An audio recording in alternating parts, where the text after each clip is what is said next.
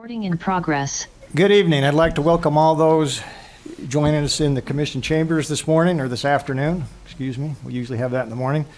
It is 5 o'clock. This is the December 5th, 2023 Weber County Board of Commissioners. I'm Commissioner Gage Farr. I'll be conducting the meeting this evening. With me, to my left, is Commissioner Sharon Bolos. To my right is Commissioner Jim Harvey. We're going to start this meeting this afternoon with a Pledge of Allegiance given by Commissioner Bolos. I invite the audience to rise and repeat the Pledge of Allegiance with me.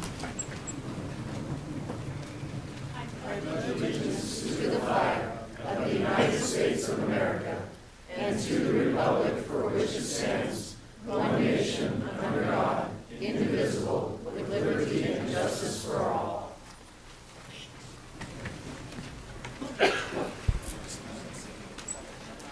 All right, welcome. We also have some people online, I believe. I'd like to start this meeting. I'm going to go to Chris Crockett. I believe everybody has hopefully read the agenda and the public comment sections that we're going to operate under. We're going to operate under the rules of order of this commission and also the state legislature. I wanted Chris Crockett just to take a few minutes and go through the rules of order. Then I'll talk about the public comment section. Chris? Thank you. Thank you everyone for coming out tonight. I just wanted to quickly go over some of the rules of order from our county commission policies and our expressive activity restrictions policies. We find that when we have large groups coming out on matters that are important to the public, we find it helps with the administration and efficiency of the meeting to just go over some of these rules quickly. So I'll just read a couple of the statements, first from our expressive activity restrictions policy. The purpose of the policy is to promote and foster freedom of expression in the public space by balancing the First Amendment right to freedom of speech and assembly with the county's right and responsibility to provide services to the public and to maintain a level of decorum that is appropriate for public spaces. Expressive activity is defined, means peacefully assembling, protesting, debating, or speaking, distributing literature, carrying a sign, or signature gathering, or circulating a petition. Now, usually when we're talking about expressive activity in public forums, we talk about two most often, which are one, general public forums. Those would be on your sidewalks and on your roads, where there's little restriction of expressive activity. The one where it's actually going to be applicable tonight is referred to as a limited public forum.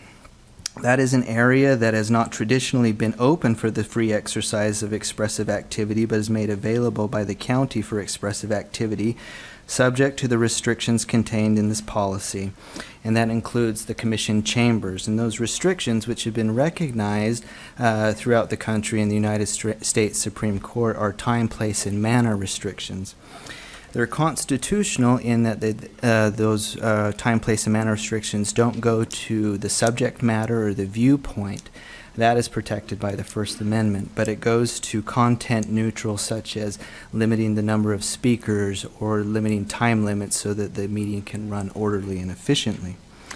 So next I'll turn to the rules of order that the commission is governed by, and I'll read a couple of sections. First one from public hearings. While the public hearing is open, the commission may ask questions of the speakers but may not deliberate or argue with the public on the matter at hand. Those speaking at a public hearing are required to follow the rules established herein for citizen comments. Upon conclusion of citizen comments, the chair shall close the public hearing. The commission may then deliberate or take action on the matter at hand upon the closing of the public hearing. Now, rules regarding citizen participation and comments.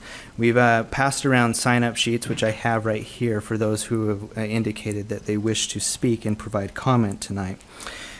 The chair shall recognize each person requesting to speak in turn. A person may not speak unless recognized by the chair. Upon being recognized by the chair, each person shall have a time limit of 3 minutes and shall be given notice that 1 minute is remaining. The time limit shall govern all public hearings, citizen comments on the agenda items, and citizen comments on non-agenda items. Comments shall be addressed to the commission. Speakers shall use good manners and refrain from personal attacks, boisterous language, or profanity. Now, the chair is charged with the responsibility of preserving order and decorum, and if necessary, shall cause to be silenced or removed from the commission chambers any person speaking out of order or disrupting the order of the meeting. I don't expect that to happen tonight, but I have seen it happen. Usually that's followed by the chair will give a warning, ask the individual to give them direction, whether it's if they're speaking out of turn or they're causing a disruption or a delay to the meeting. But if they continue to violate and disregard the chair's directions, they may be asked to be removed from the meeting. So with that, I'll turn you back over to you, Commissioner Farrar. Thank you, Mr. Crockett. So just to follow up with that, we have sign-up sheets. Again, our intent is to follow the procedures as outlined. We have 10 people speaking for, 10 people against. We have possibly up to 5 alternates if time allows. One thing I would want to make clear is that we'd ask people not to repeat themselves. We would want to make sure that that if you signed up to speak in favor or for, that your comments are for, or you'll be called out of order. We want to make sure those lists that we put out are recognized as what we want to hear from the public. It's our duty tonight and our obligation to hear from both sides. As my grandfather once told me, no matter how thin you slice an issue, there's always 2 sides. It's our duty and job tonight to listen to both sides. Keep in mind, this is not the first opportunity we've had as a commission to look at this issue, to address this issue. We've had hundreds of emails, both for and against. We've had a number of phone calls, a number of personal interviews. So just because you may not have the opportunity to speak tonight, your emails, your personal phone calls have all been noted, and that is taken into consideration as we view this tonight. I would say that to make sure, again, this will be a legislative format. No public outburst, applause, yelling will be allowed, or you'll be asked to leave. We're here to hear from both sides. We want to make sure that this is a civil hearing. I expect everybody to be civil to their neighbor, to respect different opinions. As our governor says, let's disagree nicer. Or as I've often been told, it's okay to disagree, but not to be disagreeable. So I would hope that you keep that in mind. We're all neighbors and friends that are here today. It's not good form to make personal attacks or to make sure that your neighbor knows that maybe that they may be in harm's way or deal of harassment, which is just not proper in this situation. So again, no public applause, outburst. Those that are speaking at the mic need to have the opportunity to be told, to be heard, no matter what that may be. So with that, we're going to start with a request, commissioners, to adjourn this public meeting and reconvene as a public hearing. So moved. Second. All those in favor, say aye. Aye. We're now in a public hearing and possible action on an ordinance to amend the street regulating plan for Newtown and Old Town Eden and proposed amendment to the architectural theme requirements and standards of the form-based zone to allow a wider range of style options. That'd be file ZTA 2023-03. Mr. Charlie Ewert, you're up. And I understand you have a couple of speakers that will be taking part in your program. I do, yeah. On the next item, this first Yep. item is the street regulating plan as well as the architectural standard amendments. Go ahead. So I put in front of you guys the ordinance, pulled it out of the packet and put it in front of you. This ordinance, I wanted to brief you on a couple of minor changes to the ordinance from what was in the packet. If you flip to the last page of that ordinance, you'll see, last 2 pages, you'll see the street regulating plan maps. Somebody mentioned that the way that the previous ordinance was formatted, you couldn't really tell which maps were being removed and which ones were being added. So I just clarified that with the red cross out and the blue underline. Okay. Aside from that, I don't know that I have a whole lot to say today. We gave a really exhaustive analysis and presentation to the Planning Commission a few weeks ago, which you guys have been able to review if you watch the video. And then in your packets, you've got pretty much all the information that you need to make a decision today. We've had a lot of conversations otherwise. Any direct conversations about architectural standards or the proposed street regulating plan that I can help you with? Okay. Commissioners, questions or comments for Mr. Ewert? None, not at this time for me, Mr. Chair. I don't have any questions other than just to thank you for your patience.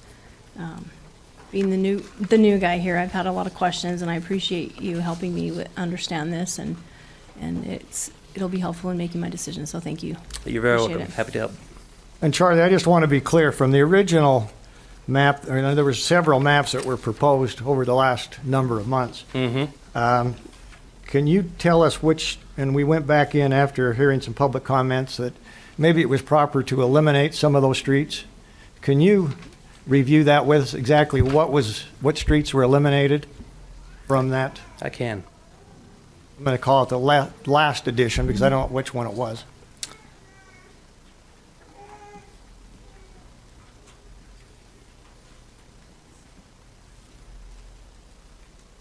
Okay. So this is the latest rendition, and it could change even more tonight if you guys wanted to. So what you'll see here is there used to be a multifamily and government and institutional street that rounded kind of the bottom of the bluff here in Eden. That's been pulled off. There was a street that went through what is currently the Sunnyfield Farms that had a variety of different uses, including commercial, multifamily, and small lot residential that kind of bounded this area here. That's been pulled out as well. There are also quite a few other streets that have just been changed in general. Most of that is up in where the applicant is requesting the rezone, where some of these streets, for example, this upper street here, on the existing street regulating plan, this whole thing is slated for multifamily, and that more than half of that has been pulled down to just small lot residential. I told you guys I was going to do a brief analysis of the changes and how they affect the outcome of the community, and this table does that. So just to understand how to read it, we're looking at the total net length, either loss or gain, of specific street types. And you can see here, you're losing 1/4 of a mile, so that's 1,600 here. You're losing 1/4 of a mile of government and institutional streets. And just for reference, government institutional builds on top of the vehicle-oriented commercial, which builds on the mixed-use commercial. So mixed-use commercial, you can get quite a bit of density in there. That means you can do the same in vehicle-oriented as well as government institutional. So losing about 1/4 mile there, or for example, multifamily, which is the highest density zone, or potential street type, you're losing another about 1/4 of a mile total out of that. Overall, your total net road length loss is about 1,700 feet less road in on these planned street regulating plans. And then what that equates to, roughly speaking, is about 53 less development rights that could be transferred into this village in the future unless something changes or streets change in the future. So a little bit less development potential for the Eden area. Got it. And just so we're clear, is that this last edition, is that the staff recommended street regulating plan? Yes, we recommended a variety of different plans to the Planning Commission. There's a whole bunch of different ways to do this, and so this is the one that we came to a conclusion on after working with you guys to kind of try to figure out where some of the alignment should be, and this is our recommendation, yes. Got it.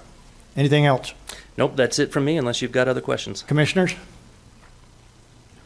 All right, moving on, Charlie. Does that conclude your presentation on street regulating? That does. All right, let's move now to the next item, discussion take possible action on ordinance to amend the Weber County zoning map, rezoning and possible development agreement on approximately 20 acres of land at approximately 5204 East, Highway 166, from the AV3 to the FB zone, form-based zone, file ZMA 2023-09. Charlie. So, I just closed the thing that I needed. You guys have seen this already. Let's just look at the map online. If the rezone is approved, the form-based rezone is approved, this is the essentially what the rezone map will look like, or the zoning map will look like. You guys know all the details behind this one probably better than I do at this point after various conversations with members of the public. So if you have any other questions for me, I'm more than happy to dive in. Otherwise, I'll save my comments. Okay. And Charlie, it looks like there's a form-based zone to the east. There is. That's already been approved, is that correct? That's right. That's a low-density, 1-acre lot development style over in that area. Got it, okay. All right, did you have other speakers that wanted to? Yes. So there was the applicant would like to address the commission for a moment, and then following the applicant, there are some comments from one of the engineers of Ogden City who would like to address you guys. Okay. Thanks.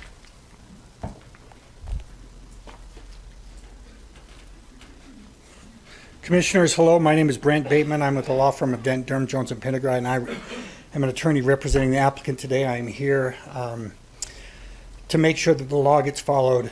Not that I have any concern about that here. I just want to make 2 quick points, and I will not take it long. The first point is that I said something in the Planning Commission meeting when we were here, and I just want to amend that a little bit. What I said there was that growth is coming. And what I want to amend is to say that growth is here. It's not coming. It's here. It's needed, it's necessary, and it's here. It has come and it has hit areas in the Wasatch Back, the whole Park City, Kimball Junction area, the Heber Valley area, and it's coming to this area. And the whole question is never how can we stop it? The question is how can we manage it? And I'm not trying to grandstand or anything, but I've been doing this for a very long time. I've done land use law my entire life, which is my entire career, which is nearly 25 years. And I've been to all of those places, and I've been all over the state. I've been to nearly every community in the state at one point or another, and I've seen a lot of plans and a lot of ideas to manage growth. And this is just my opinion, but I just want to express the opinion that this plan is a good one. The plan to manage growth is a good one.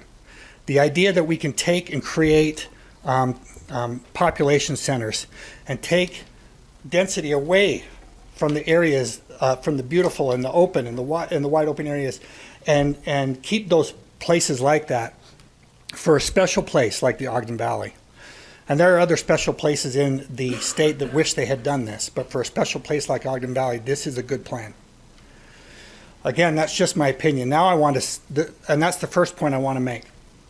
The second point I want to make comes more from my legal background.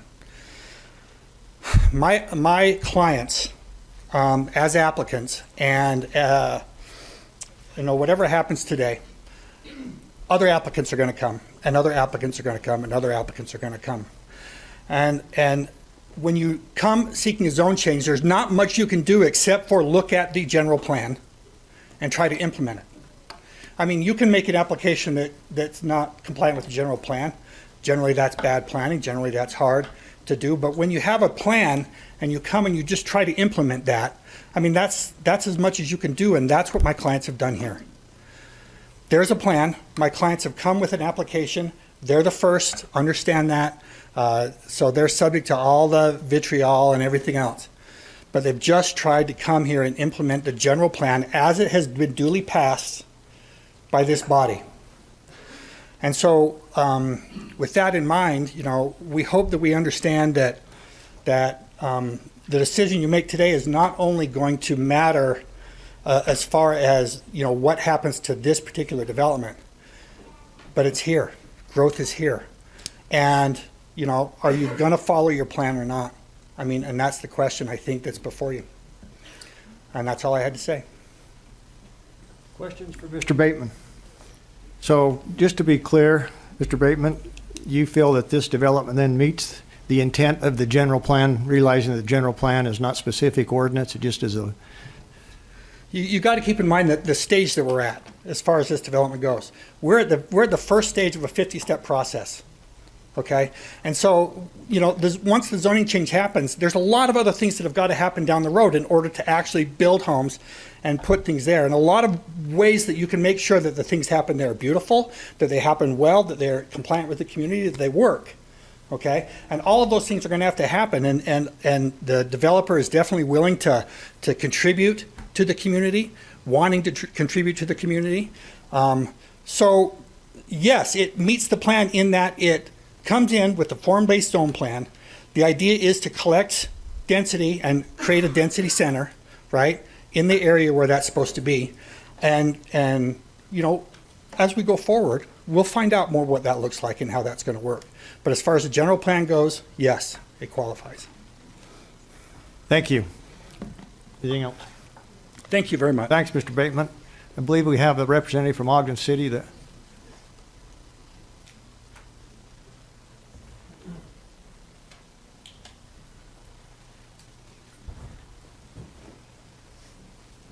Welcome. Good evening, Commissioners. I appreciate the opportunity to be here tonight. My name is Taylor Nielsen. I am the Assistant City Engineer for Ogden City. I apologize for the long walk up here. I was seated in the back, and it's always good to see a full house when people are excited to come in and talk about different items that are always in front of the Commission. The one item that I wanted to make sure and talk about, I was able to read through the staff report, and I appreciate Mr. Ewert and his team and everything that they have done. As we see developments, changes, population growth, amongst other items, Ogden City always has an interest in areas like these because of where our wells are, because of where we get basically all of our water for the city of Ogden. We serve anywhere between 90 and 120,000 different members of the population who will come and visit with the city. And so as you see development come, as you see different items start to approach and arise in these different areas, it becomes important to us to try and protect those different areas that are able to serve us with water. So some of those comments that I saw on there were an installation of the sewer system. Your staff seemed to be very thorough in a lot of those comments, and we appreciate the foresight and the thought going into some of that for these developments. We know that development is eventually inevitable in many different forms, so we appreciate you guys and the consideration of helping us protect our system and ensure that we're able to continue to have water for a long time to come. And so thank you for those considerations. We would hope that any development that comes in, that you would continue to have these same considerations of sewer systems and making sure that we have the correct and proper infrastructure going forward. So thank you. Thank you for being with us, Ogden City. All right, Charlie, anything else before we move on? One more brief mention in the ordinance. If you do adopt the rezone ordinance, there is a clause in there that says, at this time, it says that if the ordinance goes into effect today or is adopted or approved today, that it doesn't actually go into effect or isn't implemented until after a development agreement is negotiated by you guys and the applicant and fully executed. And so the rezone wouldn't actually take place until that document gets recorded. If that's not a consideration you guys would like to see, if you just want to approve the rezone outright, then you could just tell me to delete that. I'll get a fresh copy over to Craig for you guys to sign. Or otherwise, you can leave it in there and we'll work on a development agreement with the applicant. Or finally, if you aren't comfortable with the proposal, you can deny it and the ordinance goes away. Okay. All right. With that, Commissioners, I believe we're ready to start the public hearing. I'd request a motion to adjourn excuse me, let's start with the public hearing. So we're now to public comments, and the decision is, do we start with for or against? So, Mr. Hatch, I'm going to, since I don't have a coin with me, I'm going to ask you to pick a number between 1 and 7. The closest one to it would be, we start with the for the zone change. If not, we'd start without. Number 3. No, I think, so that's not the number. I think we're going to start with those against then. We'll start with the against. All right, so again, keep in rule the 3-minute rule. And we will recognize for the first person to talk. Chris Crockett will name that person. They'll come up and have 3 minutes. All right. I'm going to go ahead and publicly apologize for how I pronounce names. So if I slaughter it, just please come up and correct it for the record. So we're starting with the against. The first name on the list is Zane Frohr.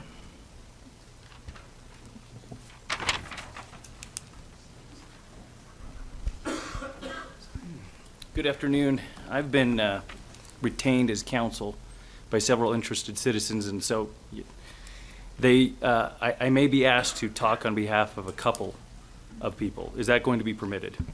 If they're next on the agenda for against, they can yield the time to you, but we'll not give you, you'll have to come back to the mic if that's the case. That'll be fine. So That'll be everybody will have 3 minutes. If somebody wants to yield their time, that's proper, but only during that slot and only for an additional 3 minutes. I just want to make sure everybody understood that. Does that make sense? It does. Okay, proceed. Thank you, Chairman. So, as I understand it, there are two matters that are being considered by the County Commission today. The first one is the amendment of the street regulating plan, and the second one is the Eden Crossing rezone. These are both applicant-initiated requests. The outcome that my clients request is the denial of both applications on the ground that they are inconsistent with the general plan and would thereby improperly be an ad hoc amendment to the general plan, leading to the very urban sprawl the general plan was intended to limit. This is not about stopping development. It is about managing development consistent with the general plan, and that is what my clients are asking. They are asking that this commission respect the general plan. And I'm going to use my time and the time that's yielded to me to try and explain on behalf of my clients why they feel like this does not meet the general plan. So let me talk about the street regulating plan first. The proposed amendment to the street regulating plan is inconsistent with the general plan. Under the current general plan, the proposed street regulating plan makes drastic changes to the county's infrastructure and public utilities.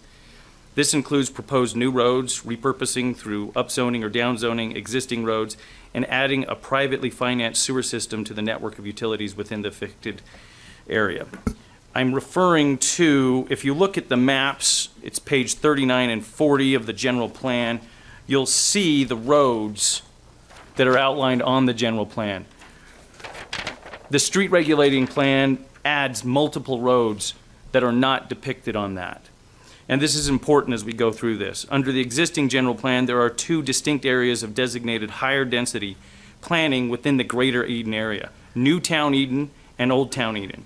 Again, if you go to page 31 and of the maps in the general plan, some of these were double-sided. It's the map with the circles, tiny circles, showing the designated villages. The planning staff's report on the rezone issues acknowledges that the general plan has designated 8 of these villages, which include 2 distinct Eden villages. This is not an attempt, the application is not an attempt to tweak or make modifications to an already existing plan. Instead, it is an attempt to create a new single contiguous Eden village, eliminating the rural transition corridor separating these 2 villages as adopted by the general plan. And that's the biggest problem with this rezone and the change, is it's eliminating the rural corridor. And I think I'm going to have to sit down for a moment. But thank you. I'm sure we'll see you again, Zane. Oh, you will. Okay. All right, so that is the first against. Now we'll hear one for the proposals. Chris, Laura Warburton. please come up. Welcome. Welcome. Okay, hi, my name is Laura Warburton. I live at 7328 East, 1450 North, Huntsville, Utah. I served on the Planning Commission for 8 years, and my signature is on the current lawful general plan, Ogden Valley General Plan.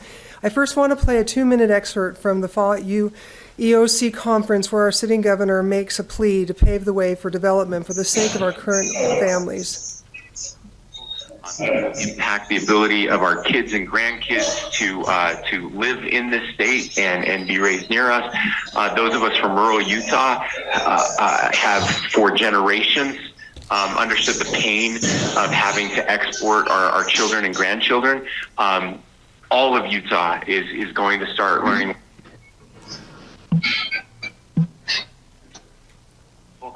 It will impact the ability in the sound of my voice, every planning commission, every county commissioner, every city council, this should be your #1 issue. What are you going to do over the next year to increase the supply of housing in your community? Period. I want to know that. If you don't want state government to make you do it, then figure out how to do it. And I know many of you are. Many of you are. I know I'm going to get yelled at by Mayor Ramsey. I just want to know that many of you are, but a lot of you are not. A lot of you are not taking this seriously enough. A lot of you think it's somebody else's job to do that, but our community is different. Our city is unique. Our city doesn't have to, somebody else will do that. That's for Vineyard to do, right? No. If you care about your citizens, if you care about this state, if you care about your kids and grandkids, figure out a way to build housing quicker, figure out a way to build housing more cheaply, figure out a way to make decisions faster, figure out a way to streamline everything you want to do. You can do all of it. You can do all of it. You can do it the right way. You can still do it the right way. But every day it takes you longer to make a decision, that's less housing and more expensive housing. Right? Every added requirement you put onto housing in your community, that's more expensive housing and less housing. Commissioners, in the Ogden Valley today, a small minority, less than 10%, seek to impede our shared vision for growth. Our collective effort aims at unity and prosperity, transcending individual interests. We cannot let the concerns of a few hinder the aspirations of the many. The Valley's growth enhances our quality of life and economic opportunities, fostering communities' well-being. Let us reaffirm our commitment to collaboration, overcoming challenges together. Our unity will propel us towards a future where the Ogden Valley stands as a beacon of resilience and prosperity for all. Thank you, and thank you for your service. I know this is not easy for you. So thank you, Laura. Next, so we would have, the next would be against number 2, Chris. Cord Pack.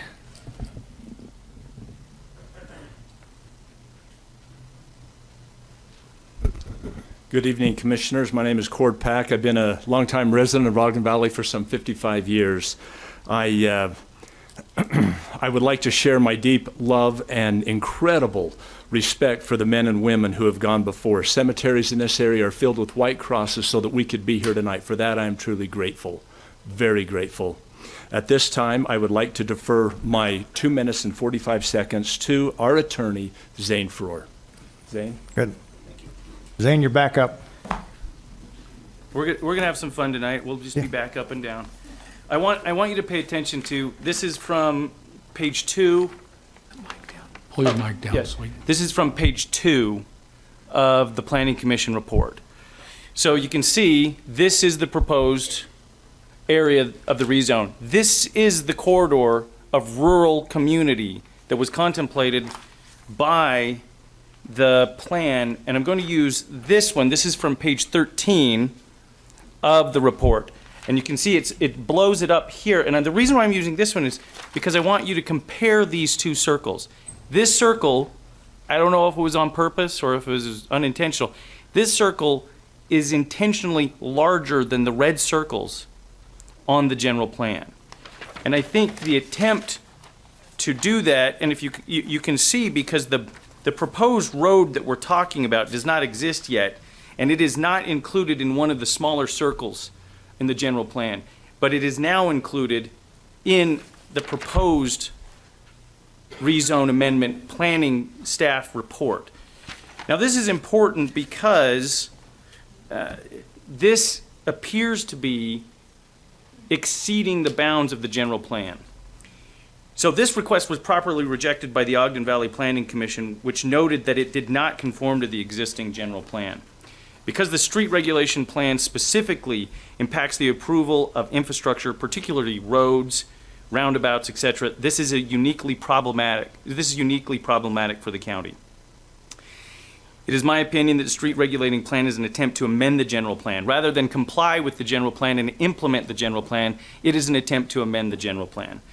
And to do that in an ad hoc way by changing zoning and by using the street regulation plan to affect the change that would otherwise have to take place through the general plan amendment process. And this is important because each county, they may amend their general plan, but that under section 403 of CLUDMA starts with the Planning Commission. So where the Planning Commission recommends a general plan amendment, and then the County Commission can take that up, and the County Commission can literally do whatever they want with that. They don't have to abide by that, but the process starts with the Planning Commission. That is important because that is how the public gets invested in the process. And I'll see you in a minute. All right. Next speaker would speak in 4. Mark Shepway? Oh, I'm sorry. Schweppe. All right. Well, I didn't get the memo that it was a dress-up party. I apologize. But as I look around the community here, it seems a little bit like we're in Compton, which saddens me. I don't think we're the Crips and the Bloods. We're all neighbors in Ogden Valley. So that was really my intention originally, to share my thoughts with you because of the divisiveness and the negativity around this subject. I appreciate everyone has an opinion, but we should just continue to be good neighbors. I know, and I'm friends with most people here, and I just want to share my opinion, and I'm sure everyone gets to do the same, but I hope that we can come to a happy resolution and maintain our friendship in the Ogden Valley. So, routing response to the divisiveness, my wife and I want to express how we as longtime residents and business owners love the Valley, as well as the lifestyle that's found in the Valley. It's a magical place that hasn't changed much over the years. However, we are lacking in a number of amenities, restaurants, commerce, short-term housing, and affordable housing, and infrastructure such as sewer. These are all key to managing and accommodating the imminent growth, which will happen regardless of what a large portion of Ogden Valley thinks, and the fine residents, are able to express their opinion. But we love and support the careful planning, foresight, and thoughtfulness the developers of Eden Crossing have put into modeling, managing, and implementing the growth of commercial hubs, so as to be way ahead of the game as the Valley's part and full-time population and visitor interests grow. Planning ahead for the inevitable is not only responsible, but necessary to maintain the wonderful pastoral field that we have today, and envisioning and implementing community needs, such as future traffic flow, commercial corridors, residential and commercial development, as well as affordable housing and community amenities, is key to maintaining the look and feel of Ogden Valley as it grows in interest, population, and use. Great expense has been and continues to be incurred both financially and emotionally in the effort to build a community where the needs of the residents as well as the numerous visitors are met well into the future. Infrastructure, commerce, amenities, and housing. And we are in support of the development of Eden Crossing and thoughtful, well-planned growth, and petition you as county commissioners to take that into consideration. I appreciate the time, and I've got a lot of extra time. I get to talking a little bit fast when I'm kind of under the gun. But I think, instead of attacking people individually, we should, maybe come about that a different way. And I think this is a great forum to do that, wherever everyone's voice can be heard. It's easy to put up signs. It's sometimes harder to dig sewer lines. It's a community that's small, and it stems from 3 individual communities that used to attend boxing matches, which turned into church basketball games a long time ago. And we have this divisiveness, a little bit, that we can probably just join forces and I think be a better community in the process. And I think this is the step. This is the future. The Valley will outlive all of us. But thank you for your time. Thanks, Mark. Next, Chris. Shanna Francis?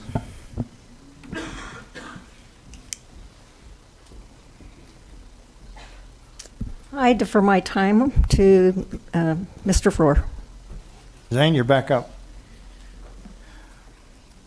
So let me take a moment to talk about Section 406 of CLUDMA, which I think is important in this case, because oftentimes counties appropriately treat a general plan as a guide. But in this case, where we're talking about expanding the streets, expanding infrastructure, it's more than a guide. Under Section 406 of CLUDMA, the county may not approve any public use, any public infrastructure that does not conform to the general plan.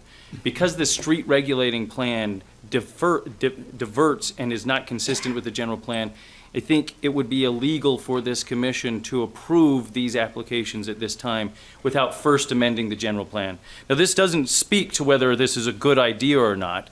This speaks to the process, getting the public to invest. And as you can see from all the people here, the public is invested. They want an outcome that's fair. So let me switch over to Eden Crossing rezone. One of the big issues that I think exists in this situation is the issue of whether or not this is spot zoning.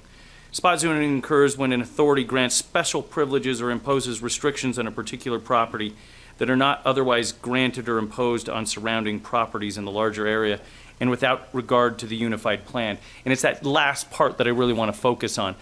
If this goes beyond, if this is inconsistent from the general plan because we're going outside of the village, and I really believe, looking at the maps, we're no longer in New Town, we're no longer in Old Town, we're in between.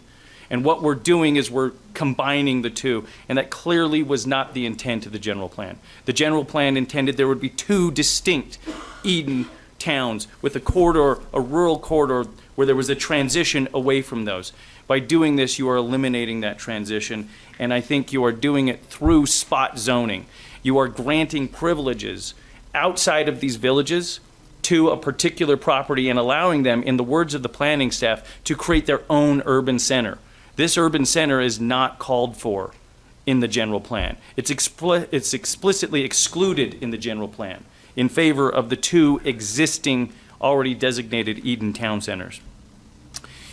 And that's part of the reason why the Planning Commission denied this rezone. And I would advise and encourage the commission to follow the Planning Commission's denial and follow their recommendation based upon the factors that they laid out. Let me kind of wrap up. I'm going to jump to the end because I think it's important. I'm going to read my final statement. Finally, pressing ahead with these applications has serious legal implications, which I have attempted to summarize in this short presentation.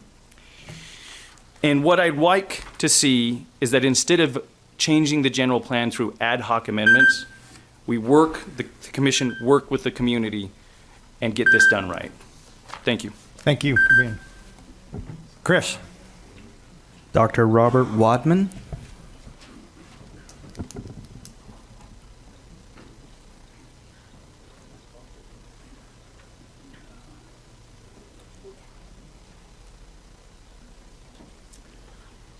Commissioners, it's a pleasure to be here, and it's been a unique experience with the impact that this has had on the valley. To start with, my name is Robert Wadman.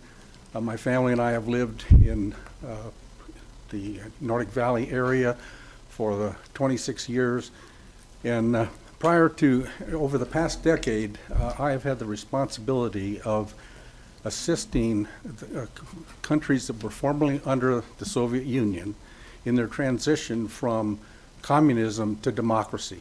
And in the process of that, seeing these fresh democracies expand has been a unique experience. And as we look at our situation today, the Constitution, we've seen the exercise of the First Amendment, the number of people that have put up signs, the number of people that have had a chance to speak, and so on. In the course of that, I think as we look at the Constitution, we often miss some of the points that are kind of buried. First of all, in the Fifth Amendment to the Constitution, the last paragraph points out that property cannot be taken without just compensation. And in the course of that, when you say property is taken, the Supreme Court has ruled that taking the economic development and potential financial benefit for the owner of the property is in fact covered by the Fifth Amendment. And I want to point out that Anton Scalia, probably one of the most conservative justices, has written in the case, let me read it to you. It is the Lucas versus South Carolina Coastal Council. And he writes that sustaining a zone to the detriment of a person's ability to gain economic opportunity is unconstitutional. So you have in front of you a set of circumstances right now that is on that really loose-ended part. The idea that in the Constitution there is no mention of local government.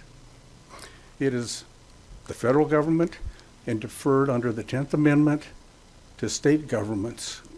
And then the state government has now gone forward with this idea that local governments can pass ordinances, do those kinds of things. But the bottom line of it is it goes back to the federal government, the United States Constitution. And if you'll read closely, the Lucas versus South Carolina coastal community that Anton Scalia writes, "To sustain a zone that deprives economic benefit is unconstitutional." Now, having lived in Ogden Valley now for 26 years, we've enjoyed the Valley Market. My time is gone. Thank you. Thank you very much. Chris? Stephen Noel? Commissioners, good evening. I'm Stephen Noel. With only 3 minutes, I refer to that statement above your heads there on the wall that says public trust to conduct the affairs of county government in such a way as to nurture public confidence. It is reported that trust in government currently is at an all-time low. The people's confidence in government has taken a huge hit, and I think you know this, and I respectfully ask you what this body and the planning department has done and is doing to fix this generally, and specifically with respect to the land use decisions in the valley. In October of last year, the Planning Commission was asked to approve mixed-use zoning, and it did so. However, this body chose to expand that approval to include a street regulating plan. That street regulating plan was not a part of the Planning Commission's approval. While streets were mentioned, it was not a part of that approval. I find it troubling that this body asked the Planning Department to actually expand that approval in such a way to include an actual street regulating plan, and then voted on it in January of this year. That street regulating plan is not properly before this body. It got off to a bad start, and it is invalid from the beginning. Now, while this body has the authority to adjust what a planning commission might request, it doesn't have the authority to create something that wasn't there to begin with. Even if such authority existed, commissioners, I submit it is not good government. This body seems shockingly intent, to me anyway, to transforming Ogden Valley. Now, growth may be coming, but this is not an exercise in dealing with growth that is coming. This, in my opinion, is an exercise in creating this growth, and then using that creation to justify these actions that are being proposed today. The vision that is being proposed is hugely impactful to the citizens of the valley. And honestly, it should have occurred to at least one member of this body or the planning department to send that so-called expanded version of the Planning Commission's approval back to the Planning Commission and let the Planning Commission address it and let the public see what's being proposed specifically to get investment and to be a part of it. This body and the Planning Department should seek first to understand and to listen to the public and those of us who will have to live with the consequences of this vision of the valley. I understand that you may not want to have to spend several hours listening to the public express disagreement with your proposals, but honestly, that is the work of an elected official. Limiting the discussion to 10 for and against creates the illusion that the Valley residents are split down the middle on these issues, and that is just not the case. Thank you. Next. Phil Hansen?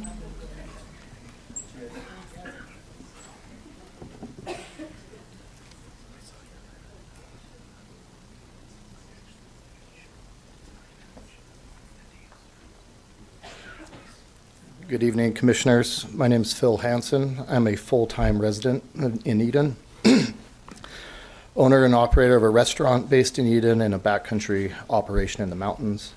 Also recently served as the interim general manager of Powder Mountain. All of our businesses in the tourism and hospitality space are already facing very serious issues in our lack of labor, affordable housing, lodging for our guests, and offices for our operations. I was excited when I saw the plan for Eden Crossing because it has solutions for all 4 of those issues. We struggle every year to pull together enough employees for our operation. The nature of our business requires late nights and really early mornings, making the commute a big tax on our employees' lives and limiting factor on both the quantity and quality of employees we can attract. Equally challenging is scrambling to find lodging for our guests. It's no secret that our ski resorts on that side of the valley have struggled. And one of the major reasons is the lack of places to stay. Without those, we are relegated to just day trips and business passing through. On the personal side, it has been my dream ever since I was a kid to live in this valley, and even more of a dream to work here. The reason I bought here is the same reason I'm in the tourism industry. I love sharing the feeling of our valley and playing in our mountains and lake with my family, friends, and visitors from all over the country and globe. I was excited when I first learned of the general plan because I thought it provided a smart solution to protect the space we all love and designate space for housing and amenities our businesses depend on. I think we have a real opportunity to be one of the few mountain communities where people that work here can also live here. I believe adhering to the general plan, or Powder, Monument, Nordic, Snow Basin have all recently announced major investments, and the housing and lodging provided in Eden Crossing will be critical factors to our success. I believe adhering to the general plan and approving Eden Crossing will provide the infrastructure and amenities our businesses need and many of our residents want, while preserving the feeling that makes this place a true Eden. Thank you. Thank you. Chris. Angela Dean.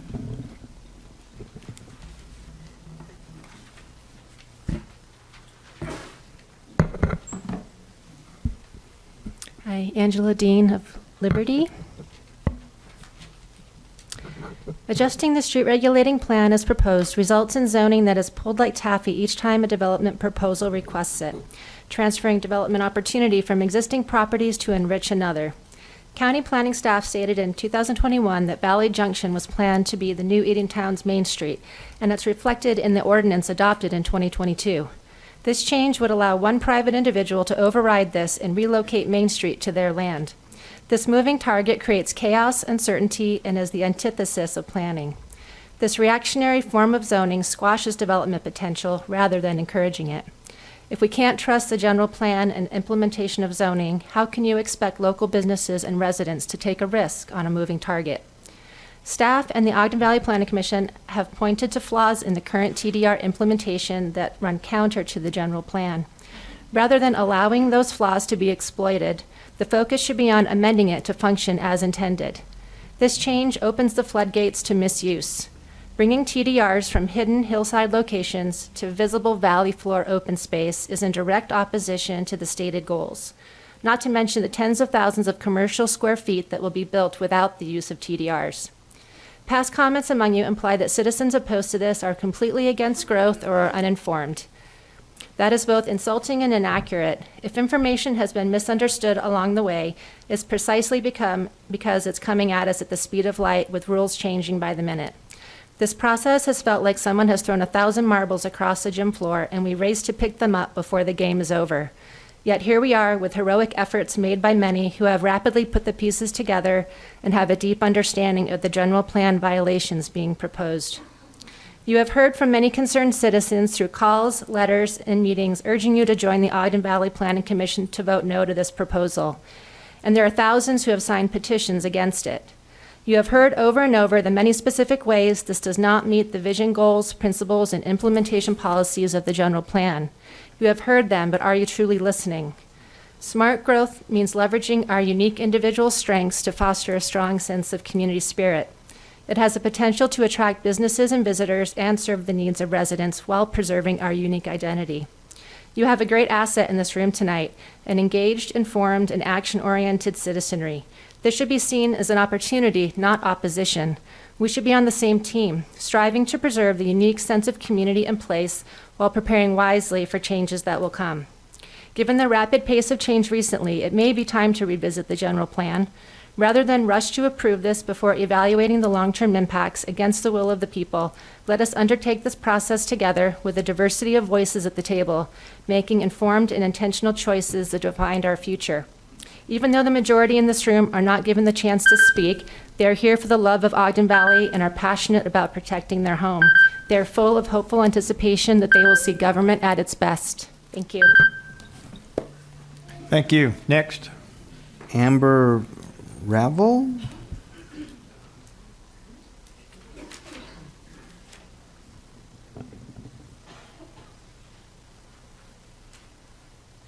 Hello. Welcome. Thank you so much for allowing me to share my thoughts and feelings tonight. My name is Amber Rawl. It's kind of hard with the spelling. And I have a love for this charming valley at a place that I call home. My connection to Eden dates way back to high school. It has always been a dream of mine to not just visit, but to live here. And I am very proud to call myself a resident of the valley. When I made the decision to move here as a single mom, I found a great home for me and my 17-year-old. Sadly, my adult children who love Eden as much as we do are not able to find any affordable homes to rent or buy at this time. The mountains and the feeling and the energy of this community is the reason why I chose Eden to be our home. I tell my friends there's just something about this valley that you breathe differently when you're there. As I had settled into my daily life here, I've learned of the opportunity and a plan to enhance and strengthen the community. While Maverick and the Valley Market cater to our essential needs, and I love it, but it's not a great option for meeting new people and building friends and connections, especially for families with older children. As a mother, I believe that having a place for our kids to interact, to make friends, and have a safe, walkable main street where they connect with other people that's outside of school is very important. The prospect of Eden Crossing fills me with hope and excitement. I believe this is a very thoughtful development in line with the general plan.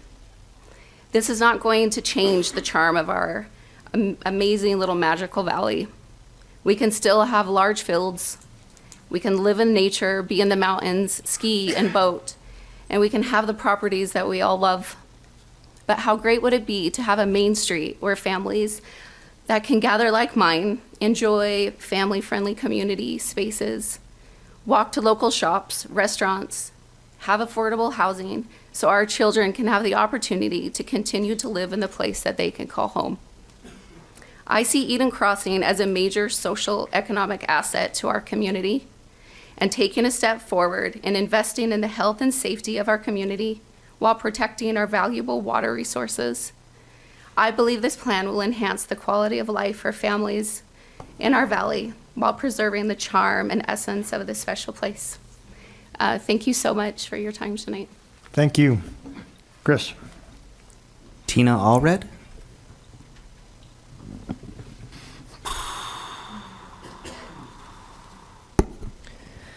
Commissioners, the majority of Ogden Valley do not feel represented by you. As you can tell by the massive attendance at the meeting tonight, they are desperately trying to get through to you. They don't feel you are representing their best interests. They don't support the changes being made in the valley, so much so that the citizens have rallied to support an effort to become our own city to create representation which will reflect the will of the people. I can almost guarantee you if you do not follow the recommendations of the Ogden Valley Planning Commission and deny approval on the two issues at hand tonight, this will assuredly pour fuel on that fire. We feel this development goes against several principles of the Ogden Valley General Plan, and here are just a few. Land Use Implementation 1.2.4 prohibit to the extent allowed by law development in identified crucial habitat areas, wildlife corridors, on identified prominent ridge lines, and within natural riparian areas and natural waterways. Both of the land parcels in this project are sitting right in the middle of a riparian wetland as identified by the U.S. Fish and Wildlife Service. Not only would this proposal move the development towards this wetland, but currently a black water sewer line has been or is about to be put in right through the middle of it. And I have a map for you. Commercial Development Implementation 1.1.2 require new commercial or mixed-use development to locate on property currently zoned for commercial uses. Avoid rezoning new property to commercial or manufacturing until such time as the community supports it. Future commercial or mixed zoning rezoning should only be considered adjacent to existing commercial or mixed-use zoning in a manner that creates village clusters and avoids strip commercial along the highway corridors. This project is clearly not adjacent to any commercial zoning. In fact, it lies between two residential properties. The property is not currently zoned for commercial use. Let's be honest, the consequence of amending the street regulating plan is nothing more than changing the zoning. The catalyst for this proposed change seems to have been the submission of this project, which benefits a single developer. In a recent article regarding conservation in the Standard Examiner, water conservation in the Standard Examiner dated October 4th, 2023, Commissioner Foer made an interesting statement. Let's get out of the equation, left out of the equation, this is a quote, left out of the equation, though, is the Ogden Valley. The Western Weber Planning Commission in July recommended changes which the commissioners approved on September 26, while members of the Ogden Valley Planning Commission said they weren't interested. And here's the quote from Commissioner Foer. Obviously, we are going to respect the Planning Commission's wishes, Commissioner Foer said. I find that statement refreshing because both the changes to the street regulating plan and rezoning of agricultural property to commercial have come before the Ogden Valley Planning Commission and they've been soundly rejected. The citizens of Ogden are asking you to respect the decision of the Ogden Valley Planning Commission. Thank you. Chris. Crystal Schweppe.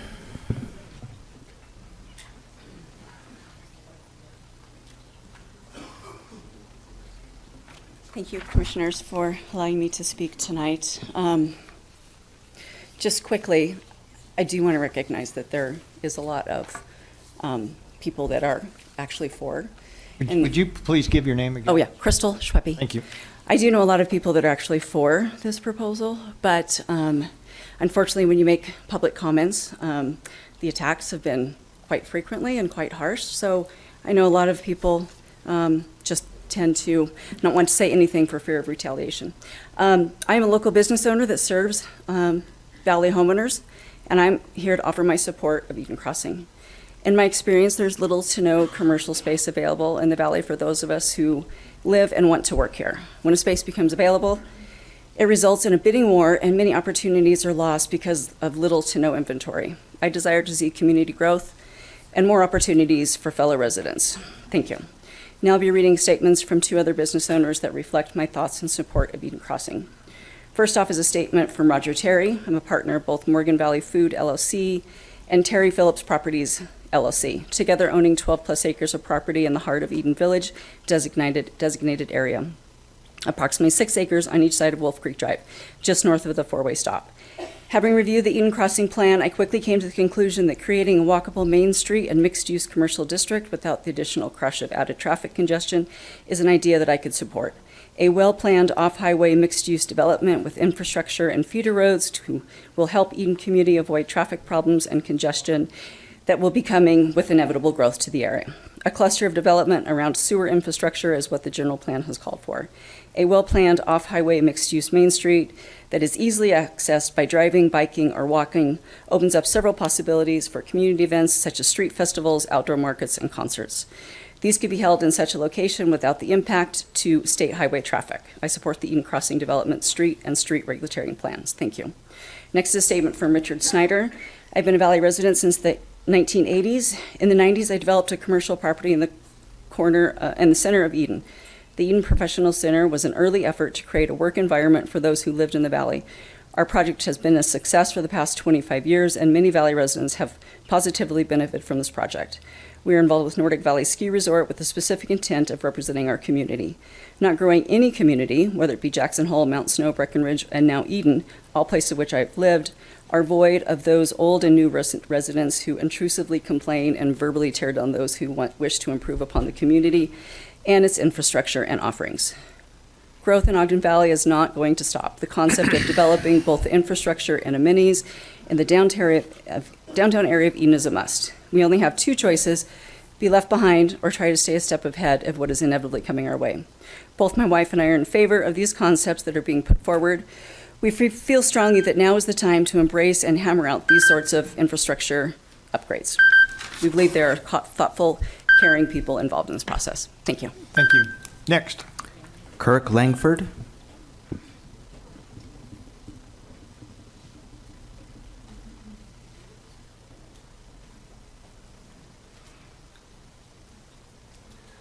Hello, my name is Kirk Langford from Welcome. Eden, Utah.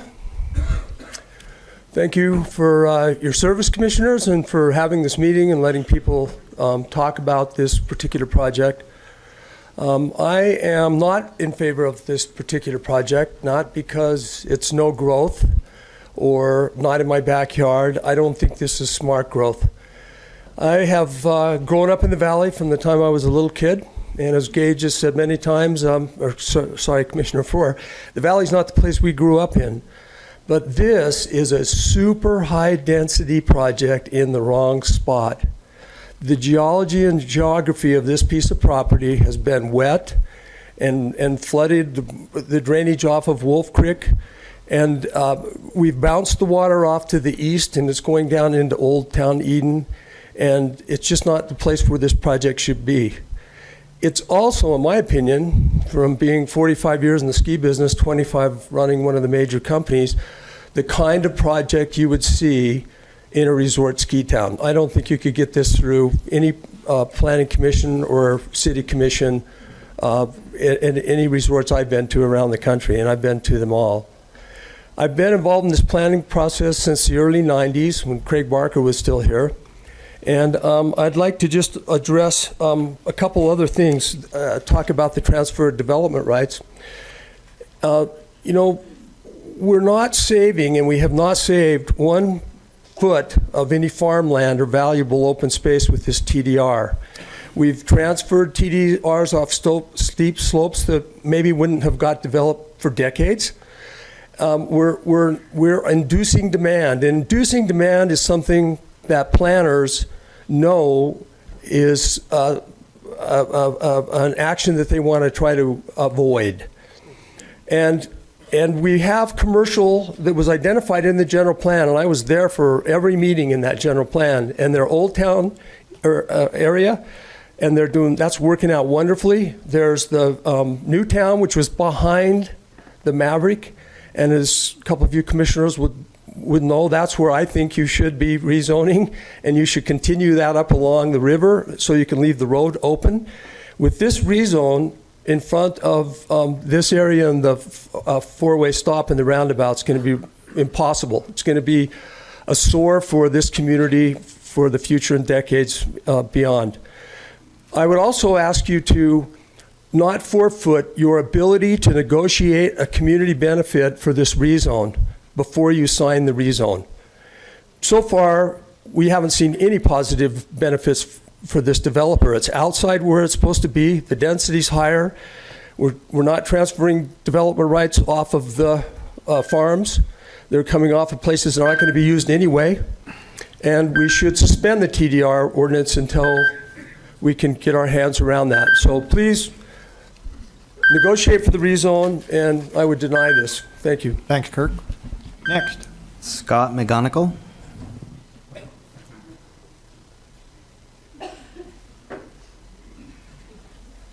Thank you for having me. I've been an Ogden resident for 26 years. I've raised 3 kids there, all own property up there now. Would you restate your name, sir? Scott McGonigal. Okay, got it.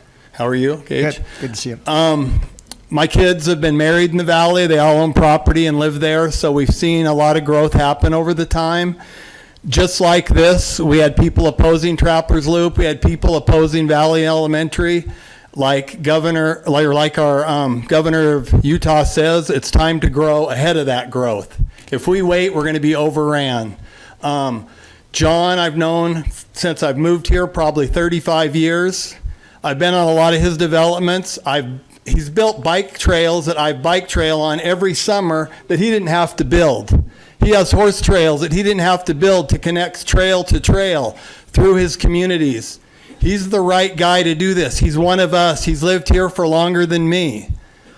You know, we can have an out-of-state guy come in and just slam bam and want our money and leave. That's not what he's about. He's going to do it right. He's who we want to have do it. That's all really I have to say is there's going to be growth. We have to do it right, and John's a great guy to do it. Thank you for your time. Thank you for being here. Next, Chris. David Hanson. Commissioner, I've got the materials. Do I give them to you guys? Over here.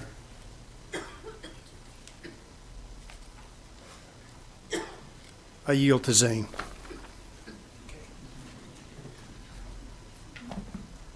I'm going to try and wrap up my, because I like that the public has a chance to hear that, to be heard, and I want to make sure the public has a chance. There's two things I wanted to say. One, I want to make sure this commission is taking into account the new modifications to CLUDMA regarding the water and use. I think that needs to be incorporated into the general plan before this moves forward. The second thing is just the tone. This is a question, it's not a question about property rights, it's a question about entitlement. The idea that this is important as property rights, that's a straw man. We're not here for property rights. We're here to determine whether or not there is an entitlement. I could no more go out and operate a nuclear waste facility on my property or build even a humble home without the county approving it through the entitlement process. And so what my clients are simply asking, there's this parade of horribles that's been argued and presented that it's either you do this or we're going to be overrun by rampant, out of control development. That is not the dichotomy that we face. That is a false dichotomy. I want to just read this statement that I worked through with my clients because I think it's important to set the tone of what my clients are about. Opposing these applications is not a rejection of the efforts to develop within the guidance of the general plan. The applicant, Mr. Lewis, has a history of development within the Ogden Valley. While there may be mixed opinions, it cannot be denied that these projects have had a lasting impact upon the community. In the most generous of assessments, the projects have often added great value to the community. The applicant has certainly played a prominent role in shaping the future of Ogden Valley and often in positive ways. However, this is a product of collaboration with a county that advocates for the community using the tools at its disposal. Those challenging these applications sincerely believe that the county has failed them by neglecting its role in this process. Great things can be accomplished when a developer such as the applicant and a diligent county each do their parts and properly abide by their roles. The county needs to go through the proper processes which will allow the community to have confidence that the general plan is what the county professes it to be and that the processes will not be bent to the urgency of a special interest. That special interest can have a seat at the table, but the special interest will be expected to follow the rules. And then a great product will emerge from that. By properly amending the general plan through the Planning Commission process, or by denying this and asking the applicant to conform to the general plan, the county will reassure the community that it takes its role seriously. It will communicate that special interests can have a seat at the table, but will also play by the rules. It can eliminate questions of conflicts of interest that exist when stakeholders in the community also act as crucial decision makers. Most importantly, it will result in a legacy of development where applicants, such as this one here, and the community are able to build a sense of engagement where a win-win is achievable. Thank you. Thank you. Next, Chris. Irene Derman?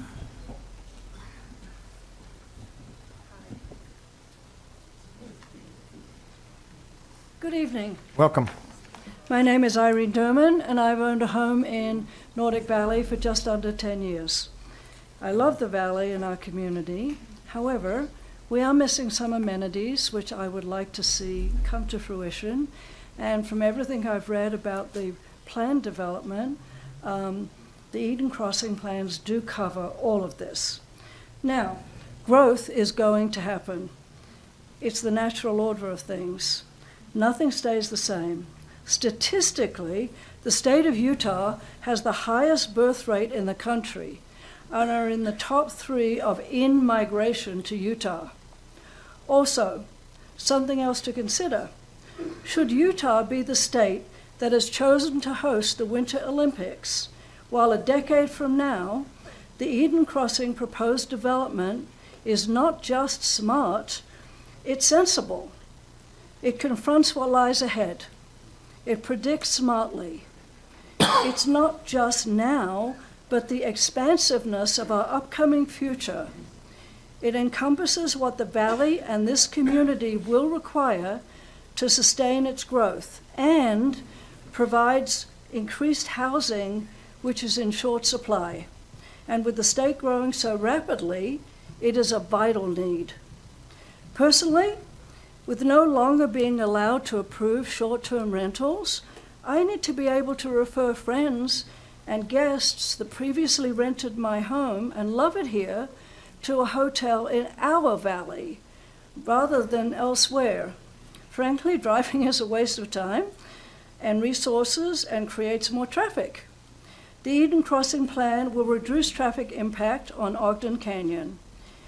The other growth that I would support and should be taking place are the amenities that we are currently missing.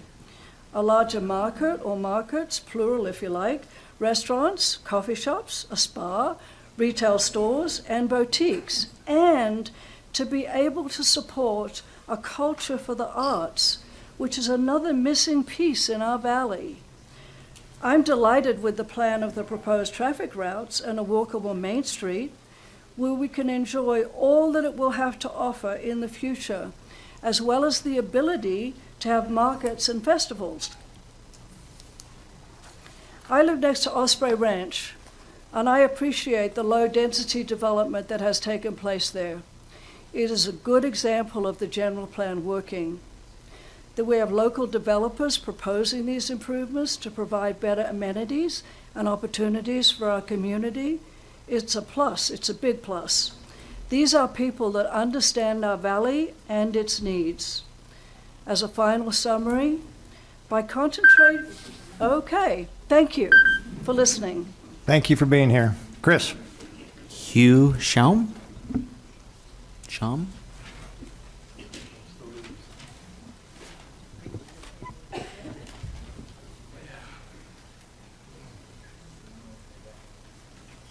Commissioners, good to be with you. Hugh Schaum, 2497 North Highway 166, Eden, Utah.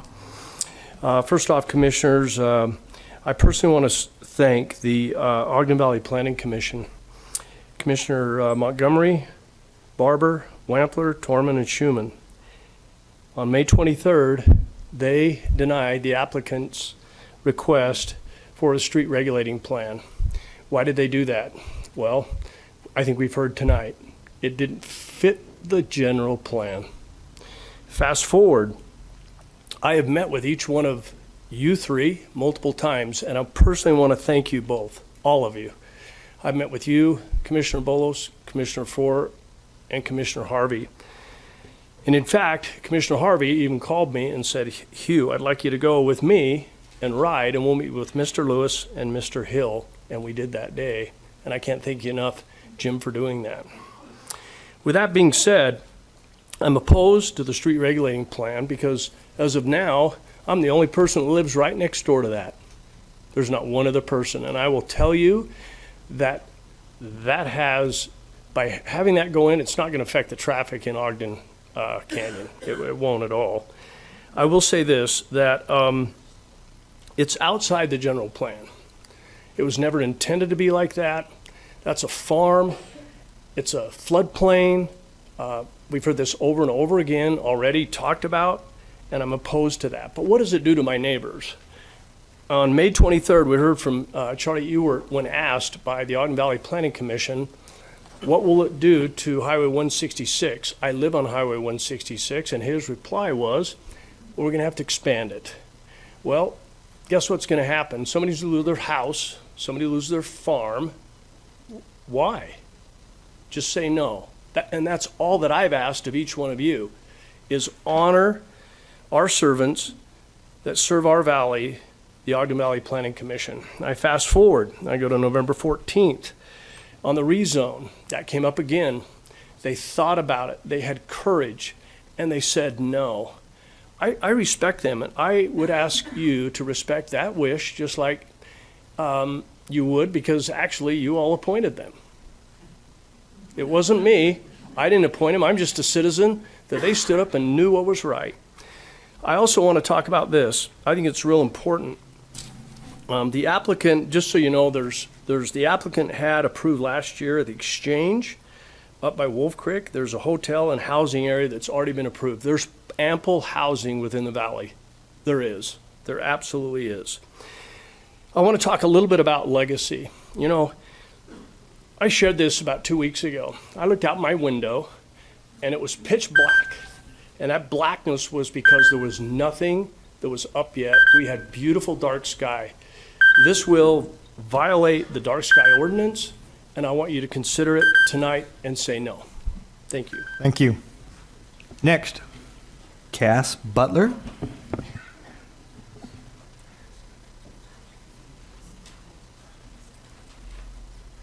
Good evening, Commissioners. I'm Cass Butler. Welcome. I'm here on behalf of Orlif Opikins, a long-term developer of property up in the Ogden Valley, Eagle Ridge. I've come as his representative and as his attorney. Orlif is in support of this proposal, and I'd like to address a couple of issues. There's been concern expressed about spot zoning. I point out that Commissioner Jeff Burton addressed that in his remarks. He felt this proposal would prevent sprawl by concentrating a development in areas where there is sufficient infrastructure to support such a development. I also remind the commissioners of the plan statement that Ogden Valley community desires physical development to complement, not overwhelm, or compete with the rural character of the valley. I'd suggest that this proposal does not overwhelm, and it is consistent with the plan. And finally, on behalf of Orlif, I want to thank the commissioners for the careful attention they're paying to this issue, as well as the good citizens that are here expressing their concerns, and appreciate your time. I'd like to defer my remaining time to Brent Bateman. Got it. Brent? Thank you, and thank you for letting me have this opportunity just to take up this last minute. I said at the beginning that I was here to make sure that the law gets followed, and that's why I've gotten up here the second time. I know both Mr. Noel and Mr. Frohr, and they are accomplished and talented attorneys who I respect greatly. But I want to comment on a couple of things that they said. First of all, as Cass mentioned, spot zoning was mentioned. Just need to make it clear. The spot zoning is not illegal. As a matter of fact, it's perfectly legal, and as a matter of fact, it happens every day. Spot zoning is a pejorative term for legislative development agreements. Okay, you enter in a development agreement, that development agreement applies to one area, and that becomes the legislation for that area, okay? Secondly, I'd like to just point out that the general plan is a plan. It's a plan, okay? The location of the circle, the statements that are in there, they're a guide, okay? Your job is to do what's best for this county. And it's especially true because, as Mr. Noel said, doing this yay, nay thing, he's concerned that gives the impression that the county is divided. Well, a meeting where everyone comes up and against also gives a false impression, okay? This is not a vote. There are people here who are in favor of this. Those people deserve to get heard as well. And your job is not to necessarily say more people are more loud on one side or the other. Your job is to say what's best for the community long term. Thanks. Thank you. Chris? Kelly Booth.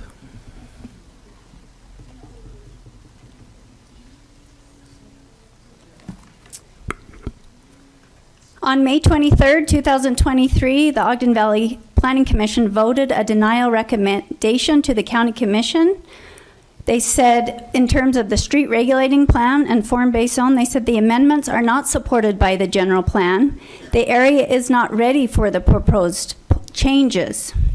It was a 5-2 vote. On November 14th, again, it was a denial recommendation for the rezone of AV3 property to form-base. This was within 6 months. They've had working sessions and they've had meetings. In the meeting on November 14th, Charlie Ewert stated publicly that this rezone proposal does not follow the general plan as currently written. That is why the applicant was requesting an amendment to the zone. This lawyer here just said a general plan is a guide. Well, let's use it. We spent a lot of money on it. We spent a lot of time.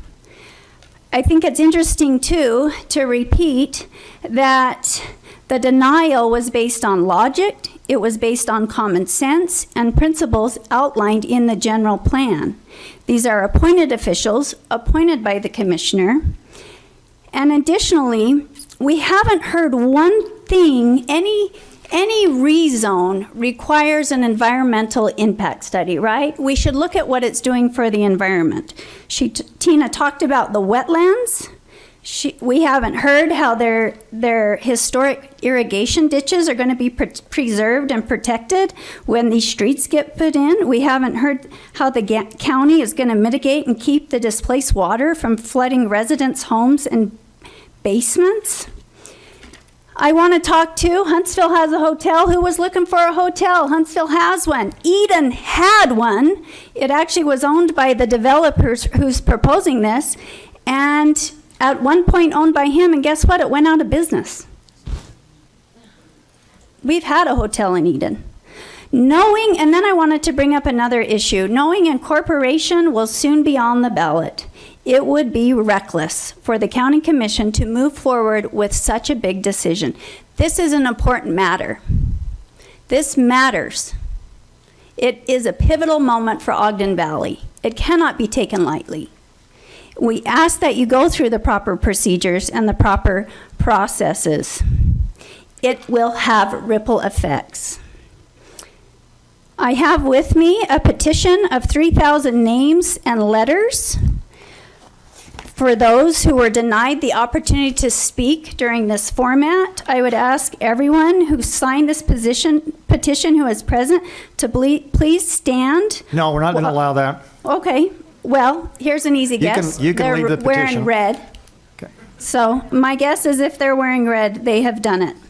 As represented to the public, we ask you to deny the street regulating plan and rezone. And in the meantime, create a process for updating the Ogden General Plan that involves public support. Thank you. Addresses TDRs and is transparent from start to finish. Next. Jeff Barber.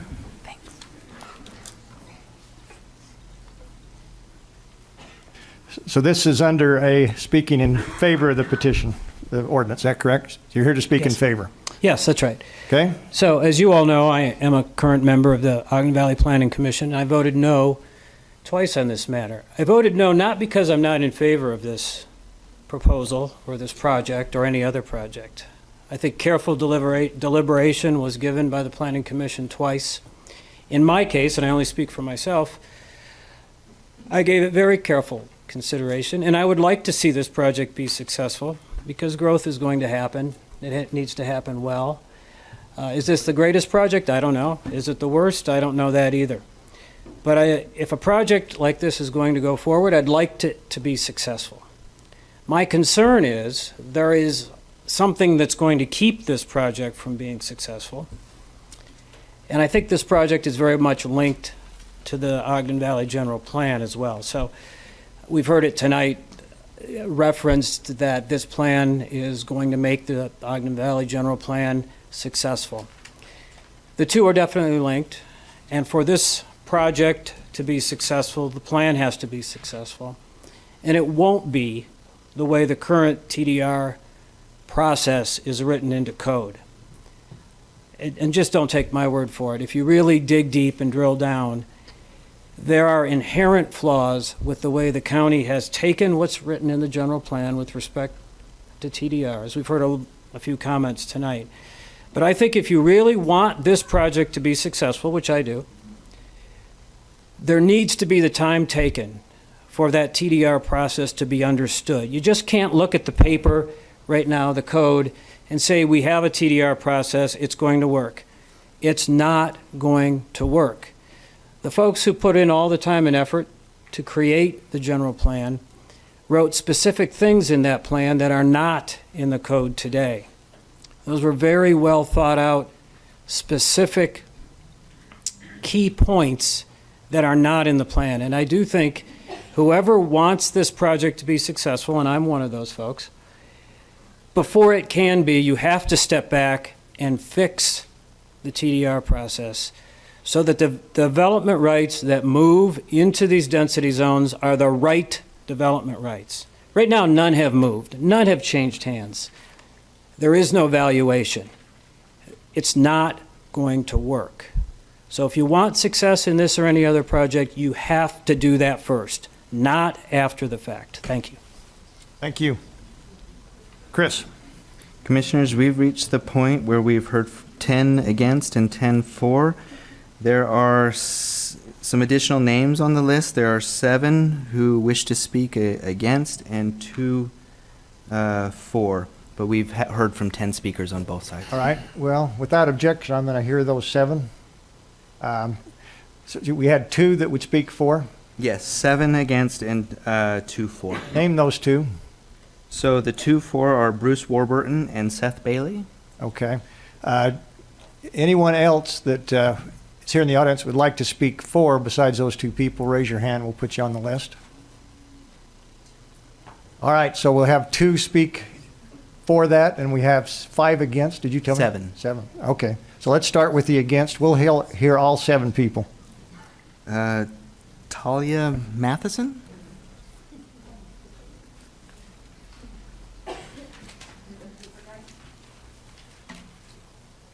You okay with that? I'm Talia Matheson. I just submitted a whole bunch of reasons why this development didn't even get a good start. There's numerous pages right there of things that the developer is missing in the application for a rezone. And I'm going to turn my time to Dave Hansen. Commissioners, that's what daughters do for you. I'm Dr. David Hansen. I have a BS, MS, and PhD in civil engineering.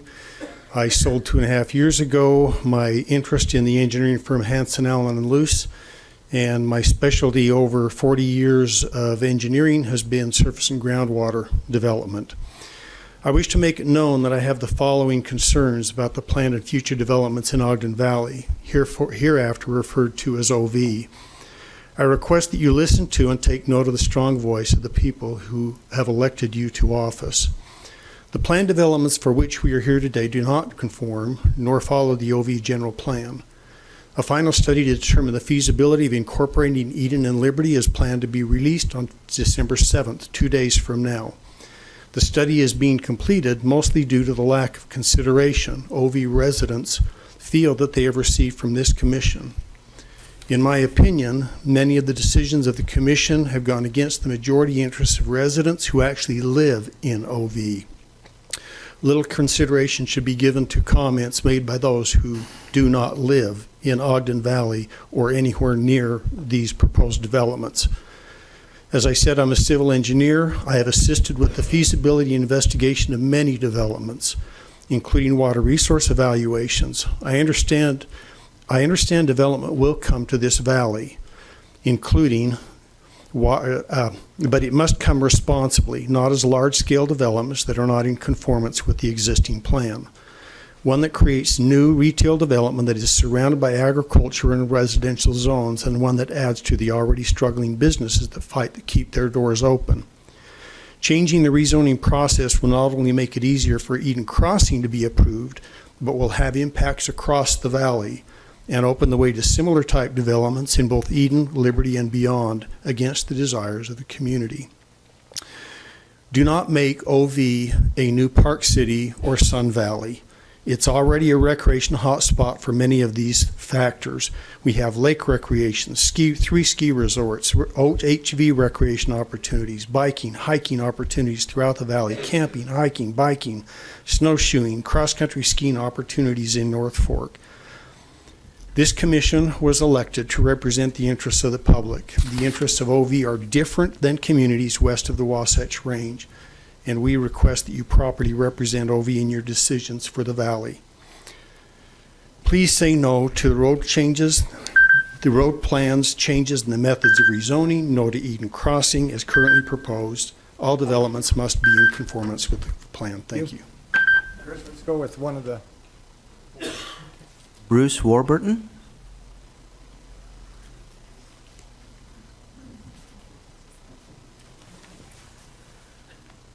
Hi, Commissioners. My name is Bruce Warburton, and I live in Huntsville, unincorporated area of Weber County. And I am for the development. I'm a property rights advocate, and I think that if he's following the law and he's obeying the rules, he has the right to do what he wants with his land. I think that the development is good for the valley. all the arguments and opinions that I've heard tonight, most of them are coming with technicalities that this hasn't been done and this hasn't been done. Well, these things can be done. You know, the development agreement between you and the developer, those things can be handled and it can be done right. They can do it to where there is no water. They can control the water and put it in where it needs to be.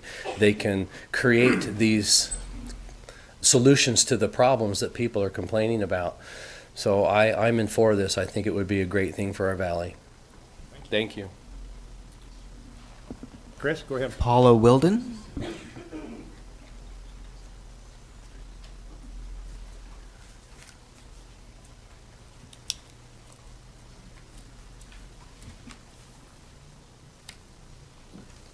Go ahead. Hi, my name is Paula Heward Wilden. I reside at 2970 North Wolf Creek Drive, Eden. I was born and raised in Ogden Valley, 37 years. I have seen most of the development in the valley.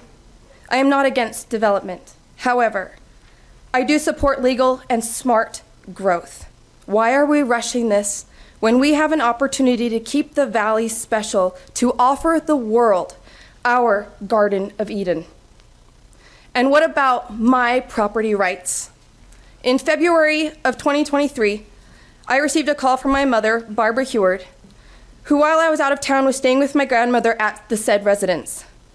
She called me asking if I was aware of anything happening in the field out back. My response was, it's February of the worst winter we've had in 20 years. I would know. No, there shouldn't be anything happening in the field. Little did I know that our fence was being ripped out by accident. A fence that my family has owned since 1947. Quite the 642.0 foot accident. My mom went out to the workers and told them to stop, but they wouldn't. We received farm equipment damage, loss of fencing, cistern damage, my dog run was completely destroyed, and dozens of our trees were ripped out. So I retained legal counsel. I didn't announce or share my family's farm situation for 7 months until I started reading posts online promoting the development and how these projects were being handled seamlessly, flawlessly. Because of my speaking out, I was paid a very aggressive visit to my home on September 25th, 2023, where I was berated on my front porch the day after the original article of the farm was published in the newspaper. I was home alone. As my husband was out fighting wildfires in Texas, he watched the conversation unfold from our cameras on our home. I was threatened with a lawsuit, even though the perpetrator was denying any involvement. A police report, case file number 23, WC 34728, was filed, as I should not fear for myself or my children at my home, but I do. Then, on October 28th, I received a call from my wonderful neighbor asking if I was missing signs, some signs that were posted on my fence. A man affiliated with the applicant was caught red-handed stealing people's signs right off their property. 12 counts of theft and 12 counts of trespass were filed, case file number 23 WC 39181. I come here today to speak for all of those who have been silenced, the people whose careers would be affected, the farmers who are unable to attend, the people my own age who are at work or raising families who can't be here. Why should I or we need legal representation to show you what is happening is not right? You have a fiduciary obligation in the elected position you accepted, voted into by the people, to watch and protect the people. Thank you. Thank you. No applause. Seth Bailey.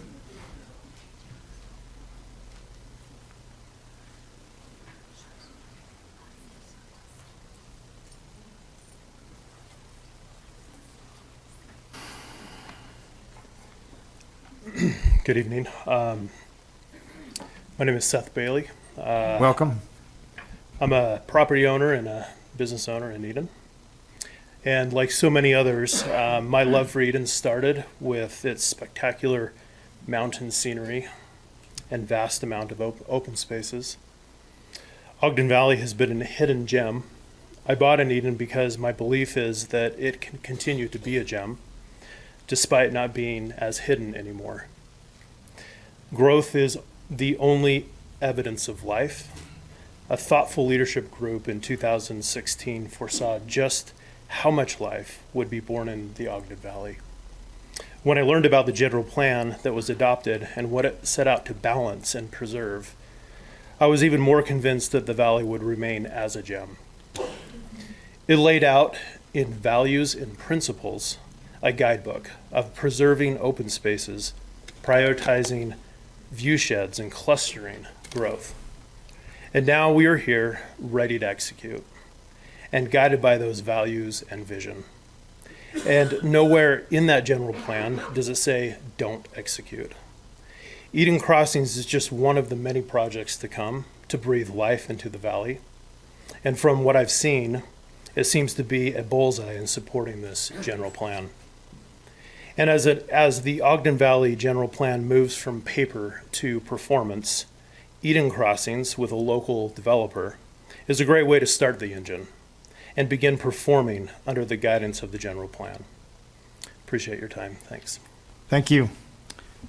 Trish Painter.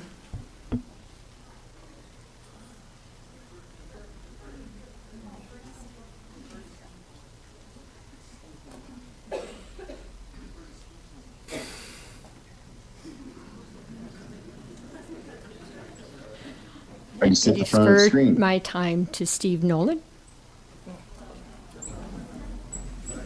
Thank you. I appreciate that. Commissioners, I appreciate Mr. Bateman's comments, but I'm not worried about any illusions of what it appears to be. What I'm concerned about is the rules that have been placed upon this meeting and under the justification of efficiency. I think when we have such impactful decisions to make, we shouldn't give way to efficiency. We should give way to voice and inclusion and letting the public be able to express its concerns to you. I think it would actually be a violation of this commission's duty to approve these two proposals tonight without at the very least addressing the TDR issue. It is just a problem. It just is. You may not agree so publicly, but I think privately you would. It's a problem, and it has to be fixed before we even go forward. I'm a property right proponent. I've represented many to defend their property rights and my own, but they're not unlimited, as was explained earlier by another speaker.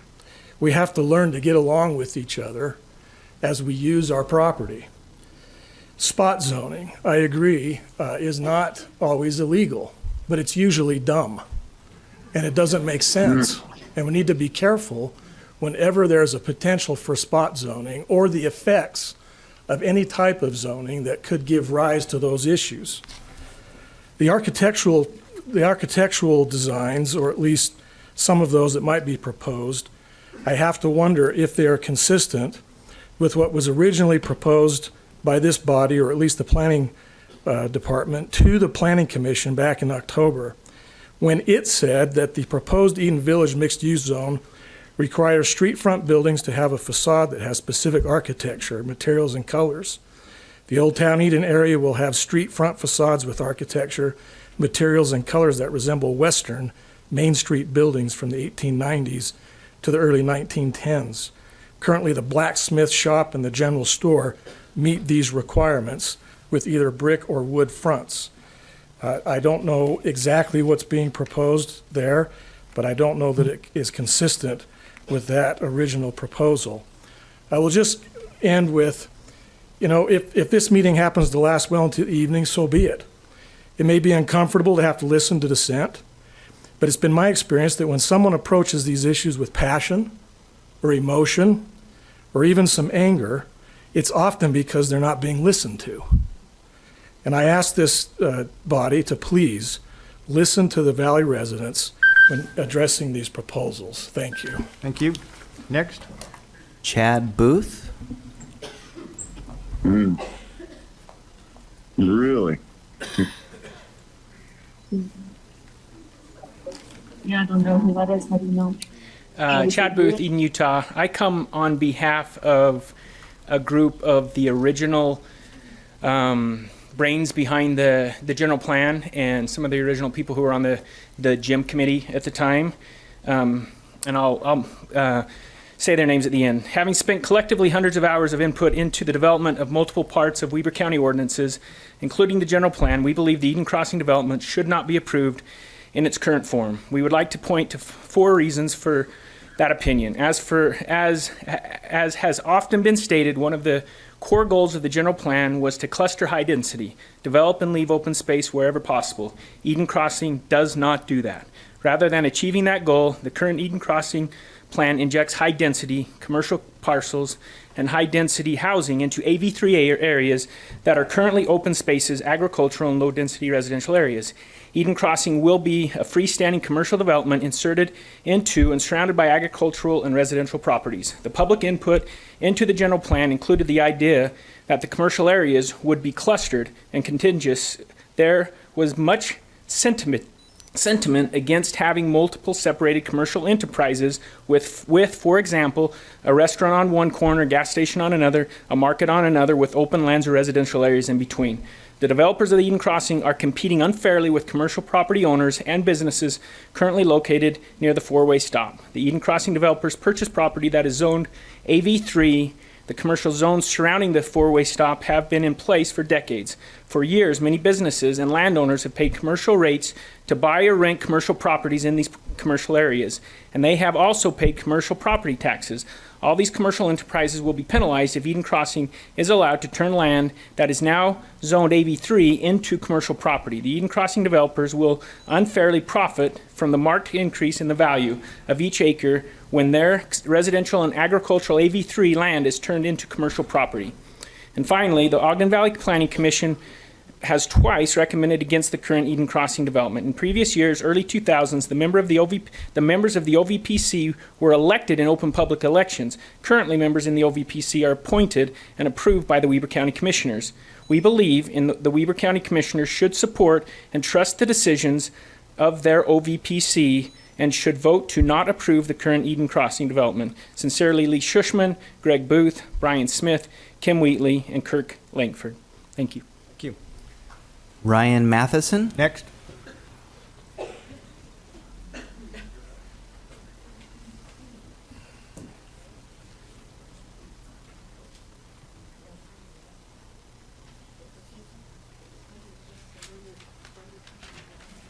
Go to the next one, Chris, if is Ryan coming? Okay. I'll defer to Steve Noel. Members of the commission, one concern I have is this idea that there's a need for certain amenities. And while that may be true for some, I think that the problem with that logic or that idea is that I don't think it's too far out of line to suggest that many residents of the valley moved to the valley and live in the valley specifically and expressly because of its lack of amenities. We're not there so that we can have shops and stores down the street from where we live. Now, it's not about not in my backyard. It's not about never where I live. But it is about being careful. And the fact that the valley lacks some amenities is not a reason to stuff them into the valley. I think that it has been carefully and artfully and articulately stated, well stated, that right now I think we've got the cart before the horse. And I think it's not an understatement, or an overstatement rather, to say that there's been some examples of that we've seen on the ground where action is taken without really having everything in place. And I think this is a real opportunity for this commission to listen to the residents of the valley, to not just hear what we have to say, but to listen. And to go back to that general plan and to go back and look at what does this rezone really comply with it and its spirit when we have commercial property already available in certain areas. Do we really need to take a big 20-acre parcel, cut it in half and stick some inside the zone and some outside of it to accommodate the vision of an artificial Main Street? I respectfully submit that the answer to that question should be no. Thank you. Thank you. Kevin Parson.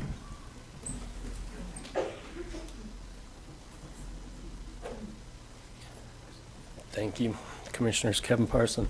I Welcome. live in Liberty. I was on the commission, or the planning commission, and I helped with the general plan. And this totally flies in the face of the general plan. It flies in the face of property rights, of people who've spent a lot of money and a lot of time, buying commercial property, or looking at a piece of property that they're going to build a home on, live in, hopefully for the rest of their life, and then have the rug pulled out from underneath them because of not just a zone change, but like a drastic zone change. I quit going to these meetings because I felt like they didn't matter anymore. I felt like everything I did, the 8 years that I spent, didn't matter. So I hope it matters to these guys. I hope you take their recommendation, because if you don't, it flies in the face of public trust. It flies in the face of everything on the wall behind you guys. Thank you. Thank you. Next. Elizabeth Brunker.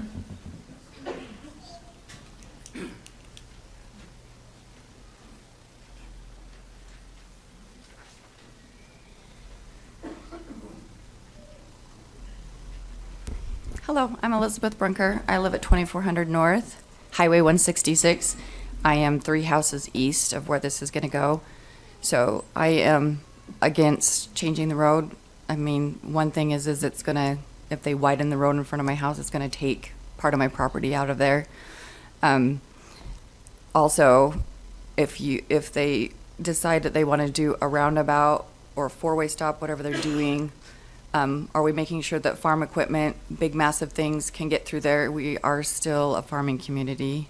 So I want to, make sure that that is a possibility, that we're considering that when we're changing roads and putting them through people's property and all of that. And that's all I have to say. Thank you. Thank you. Next. Commissioners, we've heard from everyone whose names appear on this list. Thank you. Okay, well, we said 5 to 7. We're close to it. What do we have left? If there's one additional person that would like to, hasn't been heard, that feel they want to come before and say something that hasn't been said, we're happy to hear it. Please come up. This will be our last person. You care if I speak, Commissioner? Go ahead. Thank you. My name's Robert Fuller. I live on 5900 East in Eden, Utah. Let me tell you what's probably the most concerning element of this whole process. 10 speakers in favor of the proposal, 10 speakers against it. You might want to revisit Toone versus Weber County, where they said, notice and a reasonable opportunity to be heard is the heart of procedural fairness. If you had to sit here for a week and listen to what people want to say about their community you're developing, that would be the proper approach. Back to the rezone, I think there's 3 reasons. You might want to consider the possibility of leaving the valley primarily AV3 and S1 right now. 3 reasons. Number 1, you haven't finished the projects that have been started up there. You daylight the storm drain from Wolf Creek down into the Eden irrigation system. Just this year, similar to 2017, when 2 big subdivisions there were flooding, primarily one subdivision, there was over 9 inches of water on the road. You feverishly brought up the Weber County track hose to clean out the Lindsay ditch to use as a storm drain, which is inappropriate. The point is, you might want to finish the infrastructure for the existing subdivisions before you start into this unique concept with a very dense subdivision. So that would be a reason to table virtually all subdivision requests for dense situations because the county hasn't kept up with the infrastructure that's needed for what we already have up there. That's going back to the 1 acre and the cluster subdivision, and you know which subdivision I'm talking about that has the flooding problems. You need to get the flood zone, you need to get the flood water down to Pine View, and so one option would be do not rezone anything other than AV3 and S1 until the storm drain is completed. The second point is there's been a substantial change in our economy. There's been a quick development up there. You might want to let the people revisit the general plan before you make any substantial changes. And third, it is fundamentally unfair how you're considering letting a subdivision in Eden have lots with maybe 3 acres per unit, if I'm reading it properly. Where we live on the north shore of Pine View, we need 200,000 square feet for one building permit. 200,000, 5 acres, 300 feet of frontage for one building permit.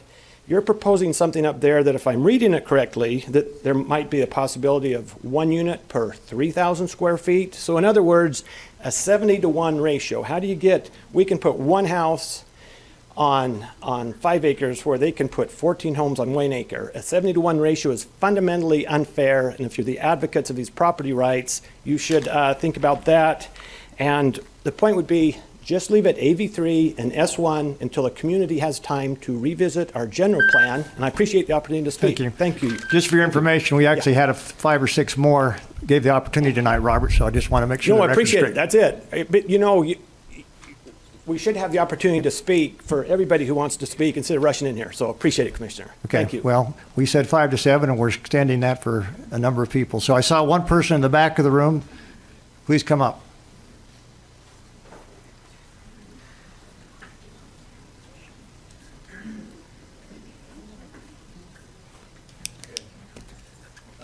Welcome. Please give us your name. My name is Mayur Rajvedya, and everybody calls me Dragonfly. So, okay. Thank you for providing me an opportunity to come here and speak. I was just wondering, what's going to happen after the density increase, right? We have only 2 or 3 ways to get out of the valley, and one of them is Ogden Canyon, which is most popular, right? And it is kind of very narrow.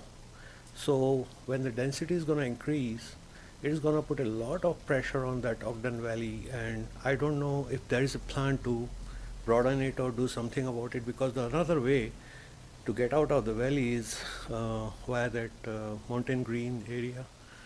So that's kind of risky, dangerous. So just wanted to consider the fact after the aftermath of this development. That's all. Okay, thank you very much. Appreciate being here. All right, with that, Commissioners, it is 6:58. I'd entertain a motion to adjourn our public hearing and go back to a public meeting. So moved. Second. All those in favor say aye. Aye. All right, we're back in a public meeting to take action on the public hearing that we just had. We'll start with C2, request for approval of an ordinance would be 2023-36 to amend the street regulating plan for Newtown Eden and Old Town Eden and proposed amendments to the architectural theme requirements and standards of the form-based zone to allow for a wider range of style options. Commissioners, back to you. Go ahead. Commissioner Bolos. I'm not going to speak to the architectural theme requirements and standards. It doesn't seem like that's been an issue that I've read about or heard about in my phone conversations and my personal conversations. So I'll move to the street regulating plan. A comment that I made in one of our work sessions earlier this year has been referenced to me several times, and that is when the applicant was here and looking for a rezone, we were presented with the proposed changes to the street regulating plan. And at that point in time, I was reading the text of the general plan, and the concept of villages, the circles on the map, which are for reference, and one of the notes says the village areas are shown as a 1/4 mile radius circles centered on each area. For these purposes, the study areas are not intended as growth. They're clearly identified, and I felt like this proposal fell within that radius, at least somewhat, but the street regulating plan did not address that. And I told the planners at that time that I didn't feel comfortable with the text of the general plan not being reflected in that street regulating map. In the general plan, it says maps are provided for reference throughout the general plan, and in the event a provision of the general plan text conflicts with the information provided in a map, the text provision controls. So I looked at that comment, and I do feel that this intersection and the immediate surrounding property falls within what I would consider the new town Eden Village. And I appreciate the planning department and their efforts to propose an amendment to that map that would reflect that village. And I won't speak to the rezone, but those are my thoughts on the street regulating plan. Okay, Commissioner Harvey? I'd like to step back even further. Go ahead. We're at the foundation. I'd like to go to the footing. And Charlie, I'm going to ask you to go to the lectern, please. There's been a lot of reference tonight with regards to the master plan. I remember hearing when I first came here 7 years ago that the people of the Ogden Upper Valley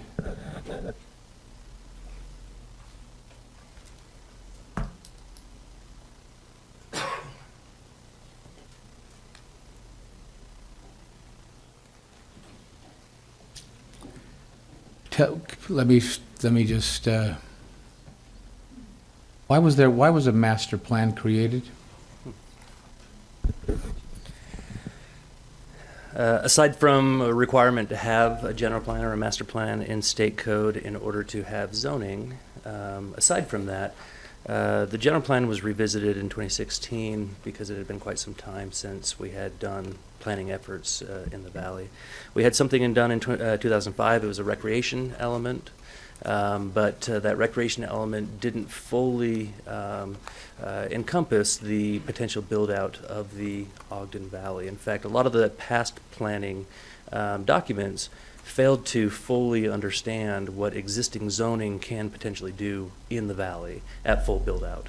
And so in 2016, it seemed appropriate to go back to the public and ask if the existing zones are allowed to do what they're currently doing and what they will do given economic vitality, is that what you guys want to see in your valley? And the overwhelming response from the valley public was no, we don't want to see what existing zoning is doing. And so at that point, we had to figure out, well, now what? It was pretty clear at that time that new development wasn't favored regardless, whether it be under existing zoning or under new types of zoning or under any new type of general plan. But it was also pretty clear at that time, both from the county commission of the time as well as members of the public, that a mass down zone was not appealing either. That mass down zone happened, one happened in 1998, took a third of the property values, potentially, of property owners in the valley, going from one dwelling unit to the acre to one dwelling unit to the acre to one dwelling unit to 3 acres. So with that in mind, we knew we had to do something, and so did the public. At least the public who were informed and involved in the process knew we had to do something. Otherwise, we were going to get one dwelling unit spread out every 3 acres across the valley floor. So that's why they didn't like that appearance. They called it at that time the measle map.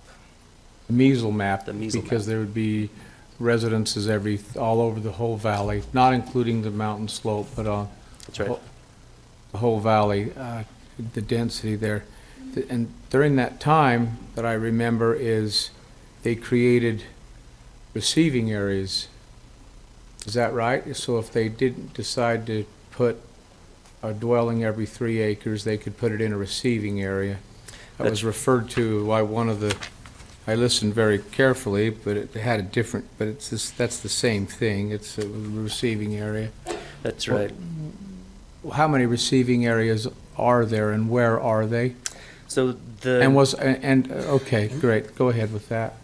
So the general plan identifies 8 receiving areas across the valley floor. And the reason why those areas are identified in the general plan is because they currently have some element of commercial in them at this time. Or they are, for example, the Snow Basin intersection at the bottom of Trappers Loop and Highway 39. So they were areas that were, we had reasonable anticipation that development would occur there, either by past development action and building, or by development agreement that already existed in place. And those receiving areas are, again, those 8 receiving areas? Mm-hmm. Are where? Oh, so we've got Nordic Valley, we've got Liberty, we've got Wolf Creek, we've got Newtown Eden, Old Town Eden, East Huntsville, which isn't far East Huntsville, it's just right on the periphery of Huntsville. We've got the Snow Basin intersection, which is Trappers Loop and 39. And then there's Old Snow Basin Road and Highway 39 as well. Why were those receiving areas created? To receive the density, to receive the transfers that could come in. Go ahead, sorry. The people that, this master plan, it was supported by the community back in 2016, 17? That's correct. Including those receiving areas? That's correct. I remember it was a very, some of the same statements made this evening. We don't listen to the people. Said we should do this, and so we adopted those master plan, that master plan, as I remember it, because I remember some of the people. I think Mr. Brown spoke about the GEM committee. Many of them spoke at that meeting and said that we've been working 10 years on this. Please don't deny that. So, and that makes sense based, it was probably a little more than that based on that 2005 study you said. Mm-hmm. This was, I think, adopted in the first quarter or second quarter of 2017 when it was there. So what in a receiving area, I'm going to get a little more technical here because this, pardon me, Mr. Chair, Madam Commissioner, if I can just keep going for a minute. I'd like to know, what are the property rights associated in a receiving area? How do you mean? What rights are there? What property rights are, what type of zoning? How many people, what can go in there? Gotcha. So a receiving area, first and foremost, in order to be considered a receiving area, has to be zoned for that receiving area. So a form-based zone currently is the only type of zone other than resort zone, DRR1 zone, that can be a receiving area. So that's number one. But in those hypothetical receiving areas where the circles are on the map, right now you've got a combination of different types of zoning. So you could do either, in this case, AB3, or you could do commercial, just depending on what part of that circle that that your property is in. Thank you. Commissioner Harvey, can I ask a follow-up question? Sorry to interrupt you. Yeah, please. While we're on the topic. When we looked at the map, there was another zone to the east of this proposed one that's been rezoned. Did that receive density? Was that a receiving area? It is a receiving area now, and it will receive density at the time of development. Okay, thanks. Mm-hmm. Continue on. No, I remember that, and I remember that. Thank you. And so, what density is associated with the receiving area? Not just Newtown or Old Town or Liberty or Old Snow Basin Road. Mm-hmm. What type of density is associated with that? It depends on the street regulating plan. So if a property is rezoned to the form-based zone, at that point, and not before then, the street regulating plan becomes applicable to that property. And if that property has commercial streets, multifamily streets, vehicle-oriented streets assigned to that property, then they could potentially get those kinds of development potential or densities. The maximum density potential is going to be based on what the market can produce and how many TDRs can be moved. If we're very successful at implementing the general plan and saving all open spaces, we're going to have to find a spot to put a remaining 6,000 dwelling units at least. And so if we're looking at maximizing that and moving them all into the villages, we're looking at probably close to somewhere between 15 and 20 units to the acre, which is the same density that the CVR1 zone is that currently exists in the valley. I think, and I don't mean to be leading at all, but No, please lead me. you know, sorry, Mr. Chair, but also Mr. Fuller, who spoke last. I haven't been going up to the valley as, I don't think, with all due respect, as long as the two of you had, but I have been going up there since the 70s, and I remember, I remember farms on all four corners of what we would now call the four-way stop, or where the Maverick is. I'm seeing Mr. Pack nod his head, and so at one time, is it safe, as I try to understand this, is it safe to understand that all four corners were once AV3 or some form of agriculture? They were somebody's farm a long time ago. Yeah, very, very likely. I haven't studied the oldest of zoning maps for the valley. I know that commercial did exist in Newtown to Eden for some time. I can't tell you exactly how much time, but yes, if you go back far enough, it was just either agriculture or nature. Well, I'm getting somewhere because years ago I remember trying to get gas up there, and I couldn't find fuel anywhere up there. They had gas at Chris's, but I don't remember some of the other fuel stations. I remember the creation of the junior high school, Snowcrest Junior High School. I wasn't at that public meeting. I remember when the grocery market came. I remember when the Maverick came in my lifetime. I remember when the 2002 Olympics were awarded and what that did. And I think I saw quite a few people come as a result of that. There was a distinct number of people difference based on after the Olympics were awarded. And the recent decision, we've all heard about the 2034, seems to be fairly imminent. I wonder what is that's going to help. Thanks. Some things are convenient and some things are not. Listen, many of the people here in the room, you've been effective in your communication, and I noticed the hands go up, and yet you were respectful in your presentations.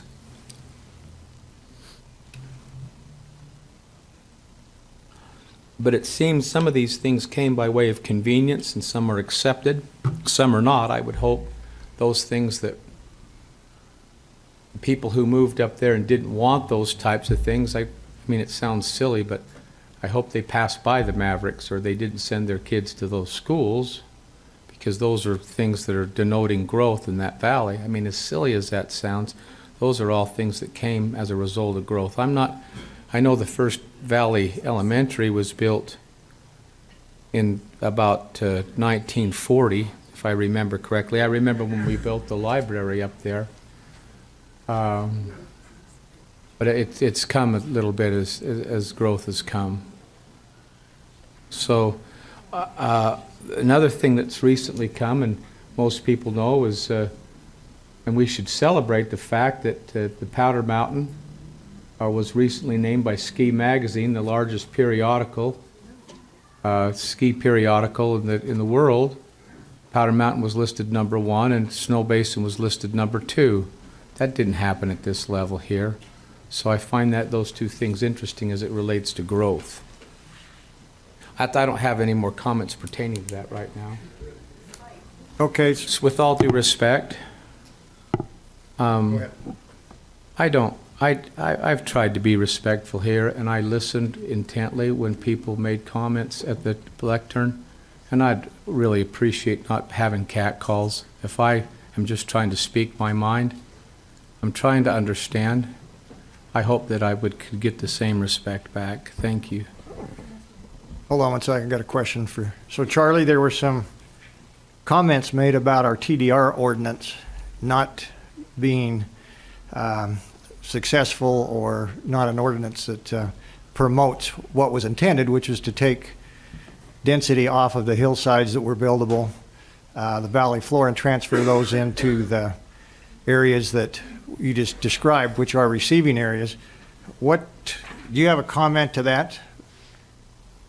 Because if you look at some of the projects we've had, has taken, my recollection, over 100 or so possible homes on the hillside and holding those in really abeyance until there's a development they can place them to, which is a village area. So can you tell us why the TDR ordinance may not be working? Because I'm still confused. So it's a question of values. It's a question of, are you okay with preserving open spaces now in areas that are even hard to develop so that they stay preserved for the future? Or would you rather see areas that are easier to develop be preserved because the harder spots, that's going to be somebody else's problem?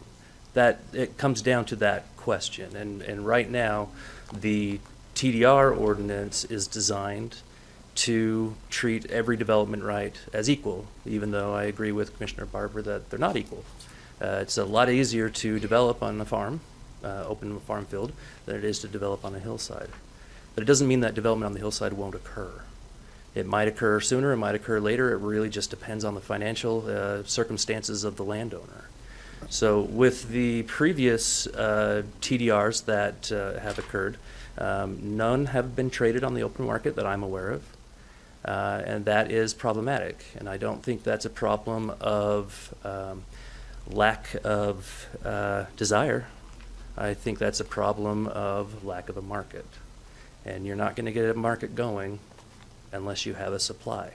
Yeah, and I would say this, I think the TDRs will be market driven. That's the intent. That's right. If you look at the legislation passed in this state and other states, TDRs are always driven by the market, not by government. That's right. So I don't think a TDR program will work if we're just focused on individual landowners who have farmland, only them transferring their TDRs. It's not possible to make that work, because you're talking about trading one dwelling unit per 3 acres for a 15 to 2,000 square foot townhome flat. It doesn't pencil, and it won't pencil. The farmers know that. The developers know that. And so when you're trying to marry the two together, the developer's looking for a TDR at 5,000 to 10,000 a piece, and the farmer's looking to sell a TDR at 30,000 to 50,000 a piece. And there is some math, there's some scientific math that goes into determining that value, but they're not far off from what their expectations are. Commissioner Bullis, you had a comment? Yeah, I did have a question for you, Charlie. Back to the street regulating plan. I had some conversations regarding existing commercial, that's kitty corner from this proposal. And can you clarify for me the streets that have been eliminated on the new proposal? Is there currently development along those proposed streets? No, the streets that are eliminated from the street regulating plan don't exist yet. So the dashed lines on the plan are streets that aren't in place yet. So we definitely didn't want to cause any problems for existing landowners who are on existing streets with certain designations. Okay. All right, commissioners, back to the ordinance in question, 2023-36.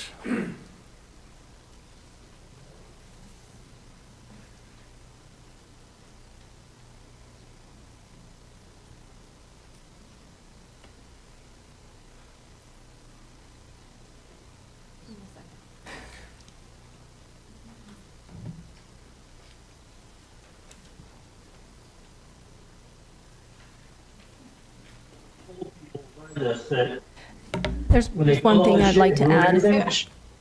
Go ahead.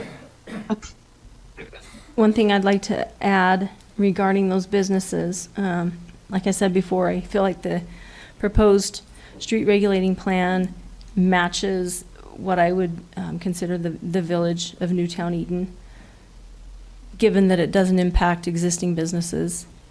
I want to make sure that that's taken care of. I've had numerous people reach out to me in support of this, which leads me to believe that there are additional commercial properties that can flourish here. I know the infrastructure inadequacies have probably led that to be stifled a bit. But I do believe that the amended street regulating plan does encompass what I consider Newtown Eden, according to the general map, the general circle, the general area, and the intersection, which is a focal point. Okay, would you like to make a motion? Sure, I'll make a motion to approve ordinance 2023-36. We have a motion. I'll second that with a comment. I've had more than 24 people who I've talked to or communicated with that have asked to remain anonymous. And I respect those who had the courage to come up and speak to us for. They're worried. They're worried about being seen or targeted at church or having their businesses targeted. And that's not the people that I know up there. I just wonder why this is. And I remember watching a lot of old movies where the center of town is the intersection. And so for this, that's easy. It's easy for me to be a second on this. All right. I wanted to make a comment in the notice. Interest of full disclosure, I've been accused unjustly of having financial interest in this, which obviously is not true. Rumors that were spread. But I do have a business that would be impacted, and if what they're saying, this impacts business negatively, then it impacts my property in a negative sense. So I just wanted to make that clear before we take a motion on this, that there is a commercial property. If this, in fact, the comments that this hurts existing commercial, then I'm voting, I may vote to hurt myself. So let that be part of the record. Roll call vote. Craig? Roll call vote for ordinance 2023-36. Commissioner Bolos. Aye. Commissioner Harvey. Aye. Sheriff Rohr. Aye. Motion carries. Let's go to C3, request for approval of an ordinance 2023-37 to amend the Weber County zoning map, rezoning and possible development agreement on approximately 20 acres of land at approximately 5204 East Highway 166 from AV3 zone to the FB zone, form-based. Go ahead. You know, there's been a lot of comments as it related to growth up there. One of the things we've pushed back on UDOT, in a study done in 2016, there were 7,600 cars a day at that four-way intersection, and that, they say, that was the last official study, and they say that you could add 3% ever since then. I'm not for a lighted intersection. I'm not for lights there at that intersection. I think a roundabout needs to be there. So as it relates to any type of a development agreement, and it was talked about if this were to pass, an ensuing development agreement would take place. And so I want to bring up some things about that because people talked about traffic here this evening. One of those things is a roundabout. There's a roundabout that's going to be... Commissioner Harvey, I'm going to ask you to hold until... I'll hold. If those people want to leave, please do so in an orderly fashion so the rest that remain here can hear the conversation. We'll wait till you've exited the building.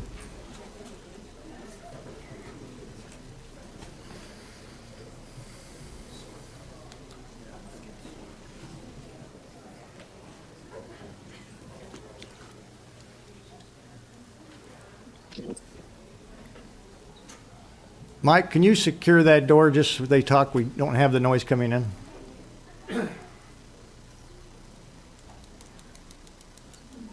Thank you. Commissioner Harvey, back to you.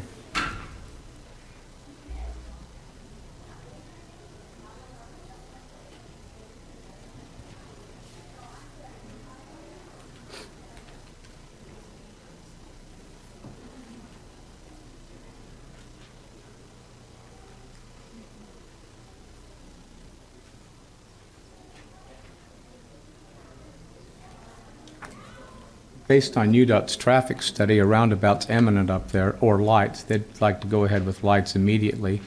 I don't agree with that. So I would like to, if this were to go through, I'd like to see the developer put in $500,000. I'd like to see the developer put in $1 million with the pioneering agreement and pay a proportionate share of the entire project. We already have that. We worked on those at Nordic Valley. That's a formula based on proposed density that contributes to the roundabout. Charlie, you got that? Got it. I'd also like to see a public... Commissioner Harvey, would you maybe talk about using the formula rather than a cent dollar amount? Because there'll be other potential players that would also need to contribute to that roundabout. I'd say up to $1 million. Well, the traffic study, based on that formula, has to do with the formula that we've described as it relates over at Nordic Valley. Charlie, you'd have the details on that. Will you explain that from? Yep. Thank you. Yeah, so the Nordic Valley study looked at each intersection leading from the canyon as you exit Highway 39 and enter Highway 158. Looks at every intersection all the way up to the Nordic Valley.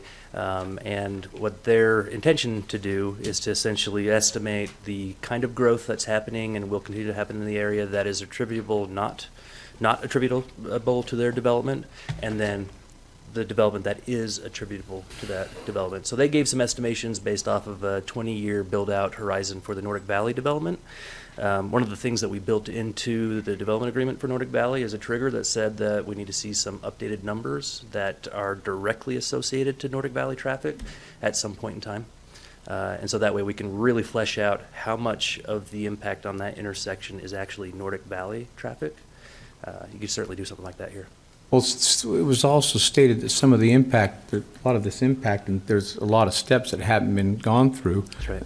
Those would all be done here, but they'd be, if we set that now, they'd all be more measurable. That's right. So we could more determine exactly what that impact would be to that roundabout. That's right. So each development proposal, each subdivision, we can ask for a traffic impact analysis.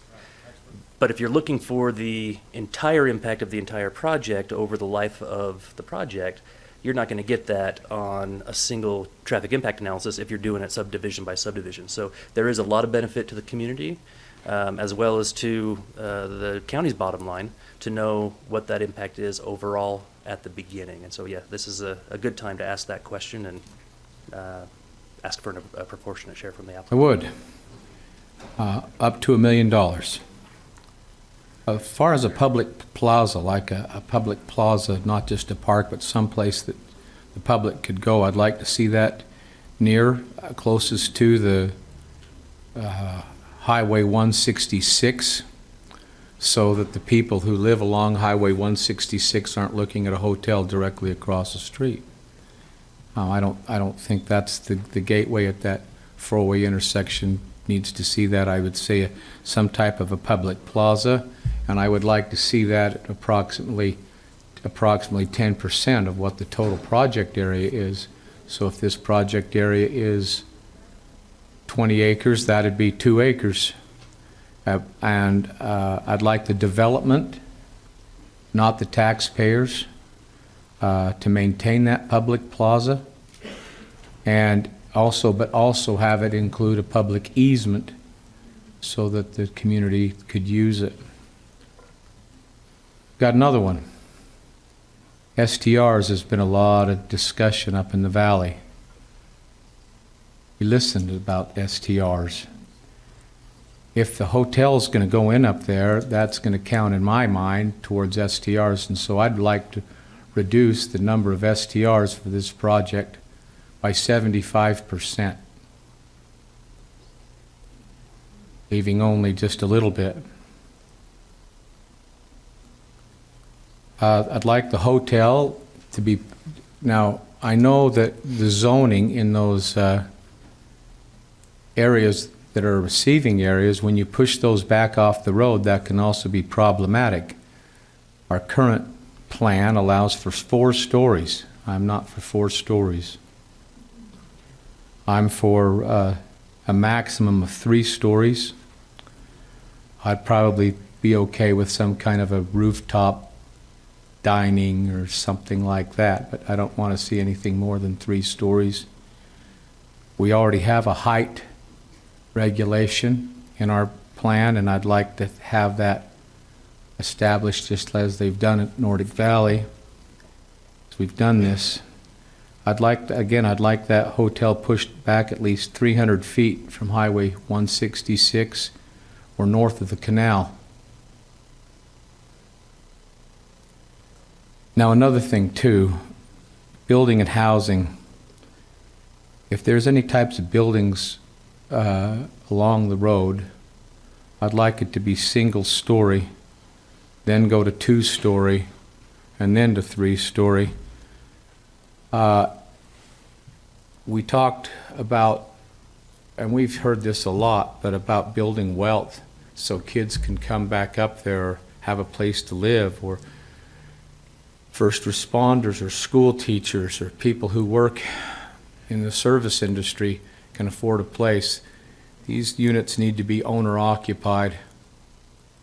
Absolutely no fractional ownership. Those create rentals that have to be owner-occupied. And so that's a big thing for me too, is to create owner-occupied units. That protects areas. Those would be my criteria that I would have to have, Madam Commissioner and Mr. Chair, in order to consider the next thing on there. All right, Commissioner Bullock, you have comments on this? The only comments I have are just that the MDA would be extensive for me. Similar to the concerns you have, Commissioner Harvey. So what you're suggesting, Commissioner Harvey, we would, your motion would be, in order, would be to approve, subject to a development agreement putting in place between the county and the developer with all those requirements you just stated. Would that be correct? Or? At minimum, where I'm at right there. Okay. Mr. Chairman, can I ask a clarifying question? When we're talking about buildings next to the street being 1 story, then 2, then 3, are we talking about the existing Highway 166 or the new streets that might be in the development? I'm talking about 166. You said 166.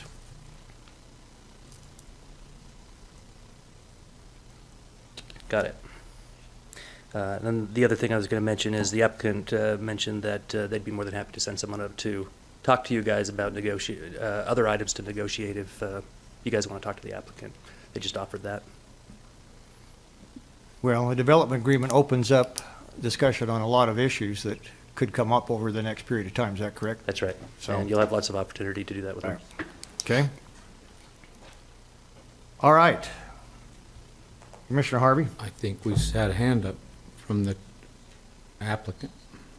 Mr. Lewis, would you like to speak to that?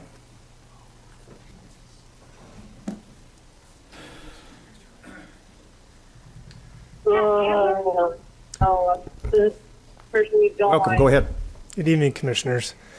Well, first of all, I want to thank you guys for your time tonight and all the consideration we put into this. It's been a long journey. One thing I wanted to point out, just as a technicality, Commissioner Harvey, the goal, I think, of this would be not just primary, but long-term rentals. That's something else I think we need. Now, that's very different than short-term rentals. And, you know, we can certainly accommodate 75% loss of short-term rentals. That's not what this is going for. We're going for places where our kids can rent, our kids can own, employees can own, but not nightly. So that'd be the only nuance to that particular point you made.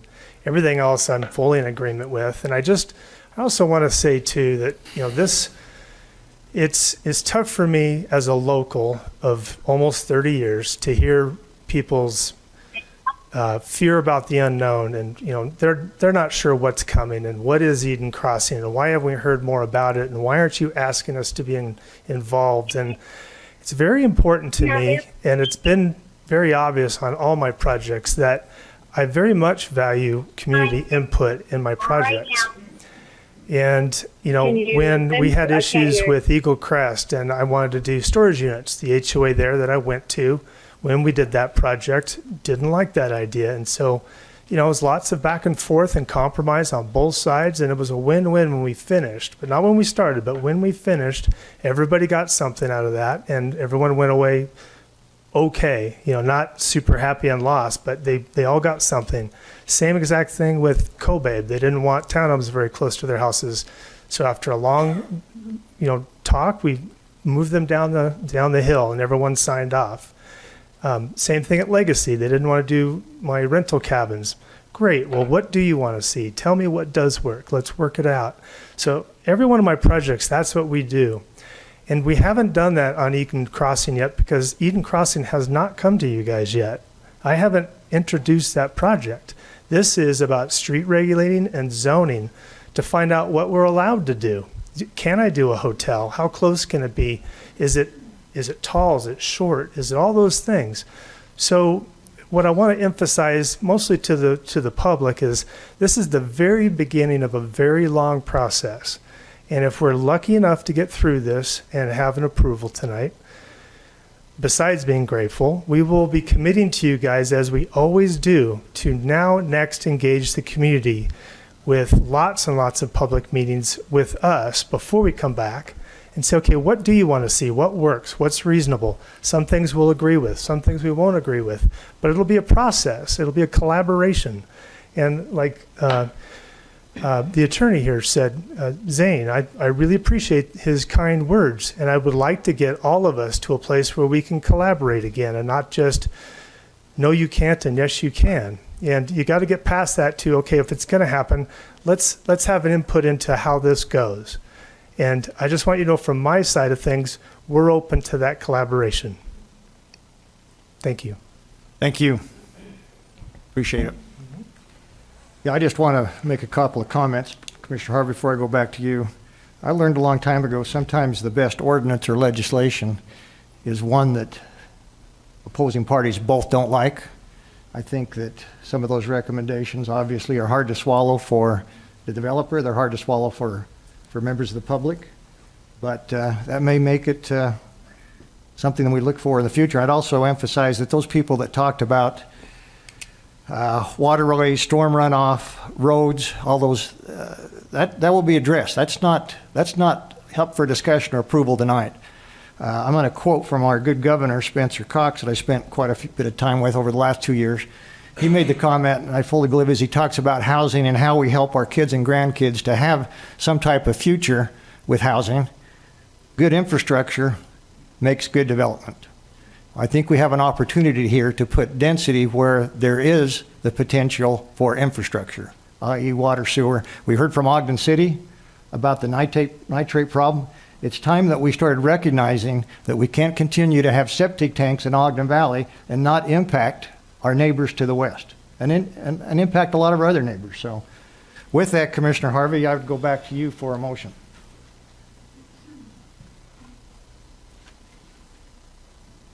Mr. Chair, I'll make a motion that we approve that ordinance 2023-37 with the requirements that I asked for at whatever process those are entered into. And that's my motion. So just to be clear, so that would be approved subject to a development agreement being approved at time certain. That's the way the ordinance is currently written. Right, okay. So that would be in a development agreement. So what we're doing is basically moving this forward to make sure everybody's clear on this, that if that development agreement is not agreed to by either party, by either us or the developer, this dies. Correct. Is that your understanding? Correct. Is that correct? That's right. Charlie, from your standpoint? That's how it's written. All right. Is that your motion? It is. Are you clear on that motion, Charlie? I am. Clear. All right, I'm going to second that motion. Any other discussion? Commissioner Bolos? Yes, actually. Did a lot of research on the general plan. I lost my notes. As expressed in my motion to adopt the new street regulating plan, I support this concept, and I think it fits the village area that it belongs in. One of the references in the general plan that was actually referred to in one of the public comments was regarding commercial development. And I'll read just a couple of excerpts. Limit all new commercial development in the Ogden Valley planning area to the village areas, which I believe this does. Avoid rezoning new property to commercial or manufacturing until such time that the community supports it. I believe this community is very close to supporting this, if not already, pending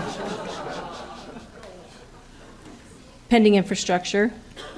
Future commercial or mixed-use rezoning should only be considered adjacent to existing commercial or mixed-use zoning in a manner that creates clusters and avoids strip commercial. My point is, it talks about being considered adjacent to existing commercial. Got it. Roll call vote, Craig. Okay, roll call vote for ordinance 2023-37, Commissioner Bolos. Nay. Commissioner Harvey. Aye. Chair Ford. Aye. Motion carries. Thank you very much. Back to commissioner comments. Commissioner Bolos, any comments? Yeah, I appreciate you giving us the time. I know most people are not interested in this, but I made a few notes along the way over the last several weeks. I want to thank everyone who came tonight. It's been a long meeting. We appreciate your comments and your engagement.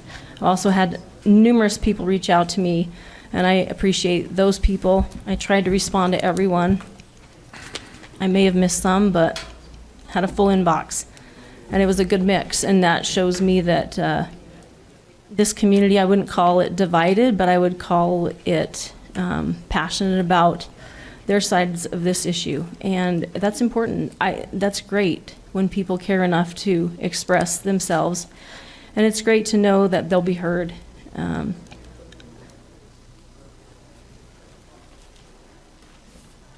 didn't know if I would bring this up, but I'm going to.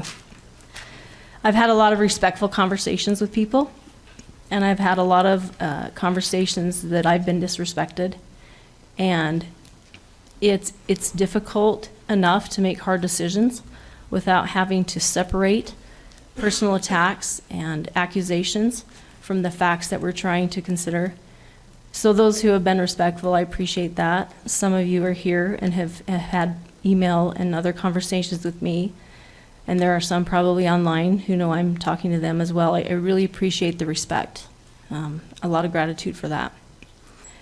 Despite accusations, I don't vote based on promises to support my reelection. I don't vote based on personal attacks by individuals, myself or others. I don't sell my votes for promises of what my future might hold. They're hard decisions, and I've spent hundreds of hours researching every point that I feel is important to this decision, and have made the votes tonight in the way that I feel is best and most appropriate. And so thank you to those who have shown respect to not only me, but my fellow commissioners. I really appreciate that, and that's it. Thank you, Commissioner Harvey. Anything else? So everybody's left because they probably a little let down for the outcome. Let me just say, as a lifelong resident of Ogden Valley, better part of 70 years I've lived there, I've seen the Ogden Valley change over the past 70 years since I lived there, and change is going to come. Change is always somewhat difficult, but the valley that we see today is not the valley I grew up with in the 50s, 60s, and 70s. If we could go back, I would in a second. People ask me, stop growth. Okay, I'd like to know how to do that. We have in-migration, we have a lot of people with kids and grandkids. Stopping growth is not an option. But controlling growth and managing growth and looking at what we have in Ogden Valley is the proper path forward. I would urge those people in the audience that have been here tonight, take the opportunity not to be negative, to seize this opportunity to get involved, work with this developer, work with the county, tell us what you want to see up there. I think that they're fully open. Again, this is the beginning stage. Please be respectful to your neighbors. This is what I saw take place with this particular issue was not the valley I grew up in. I grew up in a valley where you talk to your neighbor, His cows got out, you helped him mend fences. You didn't attack your neighbor personally. That's not the Ogden Valley. That's not the Utah way. I hate to see that take place. I hate to see us take the path of what we're seeing on a national basis. Again, that's not good form. I would say this, commissioners, appreciate your attention to this. This has been an ongoing process. This is a delicate balance that we as county commissioners have to balance between future growth, private property rights, and what we see is the best outcome for preserving open space, giving the opportunity for those local farmers to preserve farms in Ogden Valley, which I happen to be one. And there's nothing more I would like to do than preserve open space, preserve farming. But if we're going to do that, we can't do that by burying our heads in the sand and just say everything's no. Growth is coming. Whether we want to recognize that fact or not, it's here. In 10 years, believe me, if we don't start making decisions that decide where and what type of development we want to see, we'll see it, and you may not be happy with it because it'll be forced on us by out-of-state developers. The state's taking an active interest in not only the counties, but what the cities do. Right now, we have the opportunity to have those decisions. If the answer continues to be no, that option will be taken away from us. I want you to understand that. As a former legislator, I know how that works down there. We have the opportunity now to direct what we want to see happen in Ogden Valley. I urge you to get involved, help make that decision in a positive way, not by attacking your friends, neighbors, and harassment. With that, Commissioners, I entertain a final motion. Motion to adjourn. Second. All those in favor? Aye. Aye, we're adjourned.